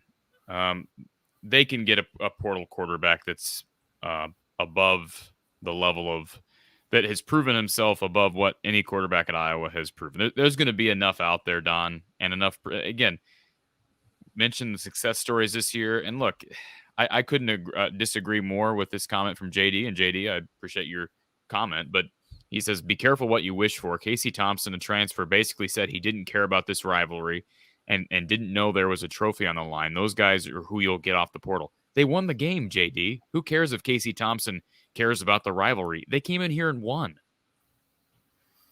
I mean, who cares? Who cares if there's a guy connected? A lot of these guys that Iowa have playing for him don't care about the rivalry. You think Keegan Johnson really cares about? Well, he cares about this rivalry because he's in Nebraska. His dad played for Nebraska. But do you think, you think Amir Smith-Marset really cared about the Iowa rivalry when he got here? I mean, I would say this: if Casey Thompson doesn't know about the rivalry, I wouldn't say shame on Casey Thompson. I would simply say shame on their coaches for not being sure that he did understand the rivalry. But you could argue, Corey, that it doesn't have to affect his play. He might play a great game not even knowing about it. He did that today, I guess. Yeah, and I just don't. Again, desperate times come for desperate. This isn't even a desperate measure. There are teams that have upgraded their quarterback position via the transfer portal. Oregon being one. There are other. I mean, LSU. They're on the verge of the college football playoff. Don. Texas. I was going to say, Corey, let's not forget what would be attractive to a potential recruit at quarterback. He would like to know that a lot of other pieces are in place. Well, it's safe to say that next year the defense is going to be good again. The kicking game is going to be good again. And so my point is, maybe he can be, to one degree or another, the missing link. Maybe he can be the guy that makes all the difference. Yeah. Because obviously that's the area where we have the greatest opportunity for improvement. And Jesse wants the Gabbert kid. That's Brett Gabbert, Blaine Gabbert's brother. And Jesse also, different Jesse, says, would he be an upgrade? I believe he would be. Hard. It's apples to oranges, right? We're talking about Mac versus Big Ten, but he was really good when he was healthy there. It's funny, again, Don. Somebody earlier this week, all I did was tweet out, hey, this kid's in the portal. Potentially an option. I think he is a potential option for the record, Don. But somebody made a comment, nah, this kid ain't it. Just play Labus. Again, what has Joey Labus done or proven? We know that Gabbert actually been effective in games, right? Yeah, he came in here in 2019 and was effective against Iowa. Tackle says, or Takal says, Coach, which do you think is more important to get from the transfer portal? Better O-line players or better QB? I believe our offensive woes start with the O-line. Well, if I just had a chance to recruit one great player, I would rather it be a great quarterback than a great offensive lineman. You've heard me talk about linemen before. A great offensive lineman can consistently block one guy, right? That's what we had a year ago with our center. He got his block just about every time. So he wasn't the problem. The problem lied more with the other 4 O-line positions. So the beauty of getting a great quarterback is he can make everybody look better. The same can be said for a great running back. Yes, protection, but let's face it, if he doesn't have great protection, if he just has good mobility, if he can extend plays, he can still give us a chance to overcome our inadequacies in the offensive line. Don't get me wrong. We need great players in the O-line too. But I would still, if I had to pick one, I'd favor a great quarterback over a great offensive lineman. Common Sense wants to know, isn't it possible that Kirk is looking for a landing spot for Brian somewhere so he can resign? Well, that's possible. Again, but if this weren't Kirk's son, that wouldn't be Kirk's problem. And Brian is an adult, for the record. He's made millions of dollars here, so. But I understand it's a situation. T-Leaves, Don, you're in Barta's job. What do you say to Kirk? That's a hard one. I guess you would say I'm in a really awkward position here because I'm supervising your son, and obviously our problems are more on offense than defense. So help me out. Help me out here, Kirk. I'd prefer not to ask your son to go somewhere else. So is there some way you can help me to solve the problem that we have? And you're just theoretically, if Gary's wanting this change to take place, that's how you would approach it. This is what you're saying. Well, I have a great appreciation for the work that Brian's done for us, and if I were the AD, I would certainly. I think if you possibly can, you give a guy a chance to solve your problem before you solve it yourself. Rather than require someone to leave, you provide them with the opportunity maybe to go somewhere else and present the impression at least that it was my decision to leave, not someone else's. For the record, I don't think this is a fair question, Ryan. So this is why I haven't put the question up. So if you can ask a million times in the chat. I don't think it's a fair question because the OC job is not open. You're asking Don if he would take the OC job. You're asking him if he was a young incomer, would he take the OC job? Well, he's not. Right, Don? Are you considering yourself an up-and-comer? No, I'm an old and downer, I think, instead of an up-and-comer.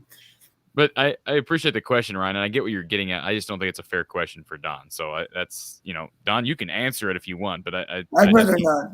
I don't think it's a fair question. I'd rather not. Hey 19 says, any Caden Proctor updates? No, nothing since the last update. Still committed to Iowa, but nothing as far as what his train of thought is right now. And he's a 17-year-old trying to make a decision. Kyle Spence, how much of today was on Kirk Ferentz, considering all three units came out flat? One of the main reasons Jason Garrett was fired from the Cowboys was because of consistently slow starts like what happened today. How much of that is coaching, Don?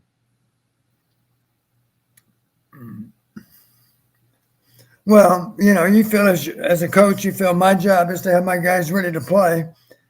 And if they're not ready to play, then logically you do take that personally. You're asking yourself, what could I have done differently?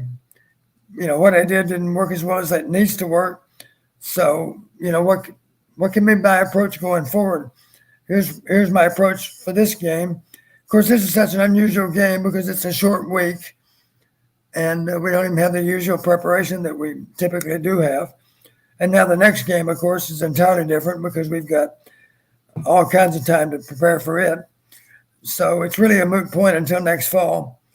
But I'm sure that Kirk does feel responsibility for how we play as a team. And of course, he's only one person, but he's in better position to do things and accomplish things than anyone else in the program. And he takes that responsibility very seriously. But Coach Fry used to say, I can't play the game for you. Kirk could say that same thing. Kirk wasn't the one that started slow. It was the players we put on the field that started slow. And in that regard, Kirk's he's going to agonize over what he can do differently, I'm sure, because he's conscientious with how he does his job. But the bottom line, of course, is you can't make them play, and you can't guarantee that they're going to play intelligent football. So you do the best you can to educate them and prepare them. And Kirk's done that. He does that every week of the season. And sometimes it seems to work better than others. Just remind everybody again, a lot of these guys haven't even gotten into their 20s yet. Some of them are still 18 and 19 years old. And the older ones are still early in their 20s. So they're not professional football players. They're students. They have other things to worry about other than Iowa football. Don't get me wrong. They place a huge priority on Iowa football, but they do have other responsibilities that relate to academics. And of course, they have personal lives to deal with, injuries to deal with. It's a complicated process. And I'm not trying to make excuses for anyone, but I'm simply here to state, as conscientiously as you prepare your team, sometimes you have to feel as a head coach that you didn't get it done. And yet, you should take it personally, I guess, but you should recognize you can lead a horse to water, but you can't make him drink. You've heard of that expression. It's easy to talk about doing a great job, but it's hard to always accomplish that for the whole world to see. And again, Don, though, to reiterate, you can lead a horse to water, but you can't make him drink. That's true. But if you're having consistent issues across multiple players, not just one player not executing, when you have position groups not executing, that falls back on a coach. Right. Right? Am I wrong on that? No, the position coach has a huge responsibility. That's why they're well compensated for their time. It's not an easy job. It's a difficult job. And of course, your fundamental challenge is to outwork the people that you're going up against, to prepare your guys better than they prepare theirs. And if you lose, that would suggest that the preparation needed to be better. David says, give my email, what's the cost on sponsorship? Again, reach out to me if anybody's interested in sponsoring anything here on the show. From the Eye of the Storm at Outlook.com. From the Eye of the Storm at Outlook.com. And Pugmaster, thank you, Pugmaster. I have to say this show is soothing for the soul after a train wreck day. Thank you, Don and Corey. Appreciate that, Pugmaster. Rough Rider, another fine show. Thanks, Don and Corey. Thank you, Rough Rider. And their final thing of this show, James, you're the final caller. Final word. Welcome back, sir. But first off, I just wanted to start off and say I appreciate Don coming on the show and talking about it. I really enjoy it. Appreciate that, James. Second, I guess I'd kind of wonder, I got a question for Don. It seems like even over the last 2-3 games where we had more success running the ball up the middle and blocking straight up versus doing the zone blocking stuff. Am I the only one that kind of noticed that? Well, I think a lot of our successful runs today were still zone blocking schemes. Right. Well, and then the other thing is one question I had is after DeJean went out and we put that freshman in, what changed in the second half to where they weren't tearing us up with that guy covering the wide receiver that he was? Well, based on what their starting quarterback said, he felt that they simply went conservative and quit throwing the ball. And you heard me make that comment that I thought they did go conservative. He made the comment after the game to the media. He said, I could see us throwing for 400 yards in that game, and I could see why he said that based on the first half. They were doing a good job of hitting passes down the field. He was athletic enough, even though we were trying to get heat on him. And, of course, we did bring extra rushers at times. But that's, again, the value of having an athlete playing quarterback. He's a good athlete. He extended a lot of plays today. He's got hot feet, and he's a good runner when he has to be. Now, he didn't run for a lot of yards. That wasn't the point, but he extended a lot of plays. We had a hard time getting to him because he's maneuverable in the pocket. He was able to extend plays and get the ball off, even though we were trying to get a good pass rush going. That's just the value of having an athletic quarterback. And when I say an athlete, I'm not suggesting that a guy like Spencer's not an athlete. He's an athlete too, but he's simply, if you compare his feet to some other guys' feet, the other guys are better. And let's face it, the more escapability you can have at quarterback, the better off you are. The Buccaneers would like Tom Brady a lot better if he was a better runner. All you got to do is think back to, how about this for a guy? I like the Buffalo guy because that guy's not only a thrower, he's a runner. Yeah, I will definitely agree with you on that. I thought going back to what they were asking about whether or not to recruit a quarterback versus offensive line, I think I agree. I would go after a quarterback, as our history has shown, especially with Kirk being there, that offensive line play is not something that's down for very long. You're right. We've got a proven track record of developing offensive linemen. We don't have that same proven record of developing quarterbacks. That's another reason to have a priority of recruiting a quarterback that maybe can make a difference. Although I will say this, Don, my confidence in Iowa's ability to turn this offensive line into a strong unit has wavered a bit, because last year I said, hey, I like the personnel. I have not seen any improvement collectively. Maybe Kirk has, but if comparing last year to this year, it's been pretty much the same for me. I mean, I'm not an O-line coach, but my confidence in their ability to develop across the front there has been a bit shaken. Right. I understand that.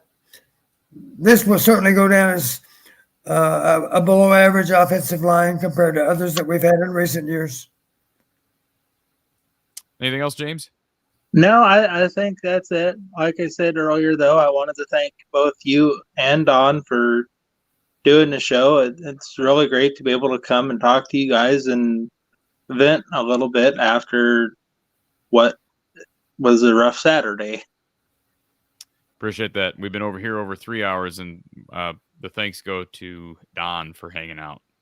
So, and then I just wanted to say, good game, Nebraska. You guys played a heck of a game. Absolutely. Appreciate the call, James. Yep. Have a good one, guys. You as well. All right, Don. Again, thank you. It seems like whatever we do, we end up going 3 hours. So, sorry this wasn't under better circumstances, but as you and I both know, Nebraska defeating Iowa 24-17 in Kinnick, basically shutting out Iowa's hopes of the West title. Purdue and Illinois would have to lose, both have to lose tomorrow for Iowa to have any chance. Of course, the storylines in this game, Spencer Petras starts the game 1 of 6 for 9 yards. He gets sacked, fumbles the ball, gets hurt, turns the ball over. Alex Padilla comes in. I thought Padilla played okay, but certainly I don't think he's the long-term answer. 16-33 with 1 touchdown, 1 interception, 141 yards, 2 sacks taken. But again, he has not been put in a position to succeed, in my opinion, whatsoever. Luke Lachey, 7 catches, 89 yards, and a touchdown. Nico Reganey, 7 catches, 60 yards. Arlen Bruce with 1 catch for 3 yards. Gavin Williams, 1 catch for 2 yards. Deontay Vines, Brody Breck, LaShawn Williams, they all got targeted, but no catches. Another strong day for Torrey Taylor, a long of 49, average about 43 yards per punt. Net total of 214. Another solid day for Drew Stevens. He was 1 of 1 on field goals, made a big one from 45 that kept Iowa in the game in that fourth quarter, Don. Incidentally, that kick would have been good from 55, I'm sure. Yeah, very good kick. He's been a terrific. He hammered it. He's been a terrific positive in a season that's had some downs, Don. There's no question. Yep. They've got themselves a good kicker, and they need to get him on scholarship ASAP. You're right. I personally feel it's ridiculous that you have one of your most important players not on scholarship. And I understand it's how Iowa does things or how Kirk Ferentz does things, but that's ridiculous. I'll say this, Corey. I would be absolutely shocked if he didn't go on after this fall semester. And I wouldn't, Don, if he's not on after this fall semester, I would not blame him one bit. Are you there? Options. Can you hear me? Yeah, you just froze for a second. If for some reason Iowa didn't put him on scholarship, I wouldn't blame him one bit for exploring options in the portal, frankly, because that would be totally. If I were him, I wouldn't even explore options. I would simply leave because he's earned his scholarship. Yeah, I agree. Final stats in this one: Iowa actually outnumbered Nebraska in first downs, 18-17. Net yards rushing 124 for Iowa, 51 for Nebraska. I was right about that. I said Iowa would rush somewhere between 100 to 150 yards. I did not think they'd hit as many big plays as they did. And really the two big ones were the plays to Trey Palmer that really opened things up. And I feel bad for TJ Hall, who's going to be a really good corner, Don. I know you got a lot of faith in him, and I do too. But he's young and he'll learn. And the second one, as you said, may not have been his responsibility. Nebraska did outgain Iowa 329 to 274. A lot of those yards did come late as Iowa was trying to make a comeback. Overall, turnovers kill you, right, Don? I mean, that's kind of the story as well. It's going to be hard to overcome. What are the final turnover numbers, Don? It was 4-1. Okay, they ended up being +3. Yeah, you just can't that's just almost impossible to overcome. It So is. we'll move on, folks. And again, thank you to all for being here. If I missed your comment, I'm sorry. I did my best here. And we'll be back. Hopefully, Don, maybe I don't think we're going to be talking about a Big Ten championship game, but regardless of when we're back, we'll be back at some point, hopefully maybe previewing a bowl game, Don. At least can we get you back for that? Sure. And I will be back tomorrow, folks. Iowa TCU. Well, I'm assuming it's Let me confirm this real quick. I'm assuming it's TCU in the game against the Hawks tomorrow. They played Cal this evening, who's awful. Let me just confirm that TCU won that game. Let's just hope they did. Yes, TCU wins 59-48 over Cal. So Iowa TCU tomorrow, 6 p.m. Central Time, CBS Sports Network. The Hawks will play for the Emerald Coast Classic Championship. Post-game coverage to follow right here from the Hawkeye of the Storm. If you're interested in sponsoring the show, reach out to me. If you want to be a mod in the chat, you can reach out to me from the eye of the storm at outlook.com. Please hit that like button on your way out. That helps. Please subscribe if you haven't done so. You can donate by Venmo, Cash App, PayPal in the description below. Certainly follow me on Twitter if you're on Twitter, at From the Hawkeye on Twitter. If you're on Facebook, like the Facebook page, please, From the Hawkeye of the Storm on Facebook. You can share the stream, the show out on social media, because if you're enjoying the content, others will as well. As you can see on the bottom ticker, we've got a merch line out now, and it's available through YouTube. So just click the description below this video and the link in this description below this video to get linked to our merch line, which will have more variety in the merch coming here in the hopper very soon. Shop Amazon with us. You can find the link to our Amazon store in the description below as well. Again, the final, Iowa 17, Nebraska 24. The Hawks falling to 7-5 at the conclusion of the regular season, and we'll wait to see what happens with Purdue and Illinois tomorrow, and likely in a potential bowl game thereafter. Don, once again, thank you, sir, for being here, and hopefully we're talking under better circumstances next time. Glad to help out, Corey. All right, folks, thank you for being here for the last 3 hours. For Coach Don Patterson, and one more shout out before we leave. I want to forget our guys over at State Farm down in Des Moines, Brad Van Meter and his team graciously sponsoring this show. Please check his stuff, his options, his insurance options, whether you're talking renters, boat insurance, whatever, auto insurance. Give his team a chance to serve you better. 515-256-6480 or bradvanmeter.com. Thank you to Brad and his team down at State Farm in Des Moines. You are supporting this channel from the Hawkeye of the Storm when you pair up and team up with Brad Van Meter and his team. For Coach Don Patterson, I'm Corey Bratta. We will talk to you soon.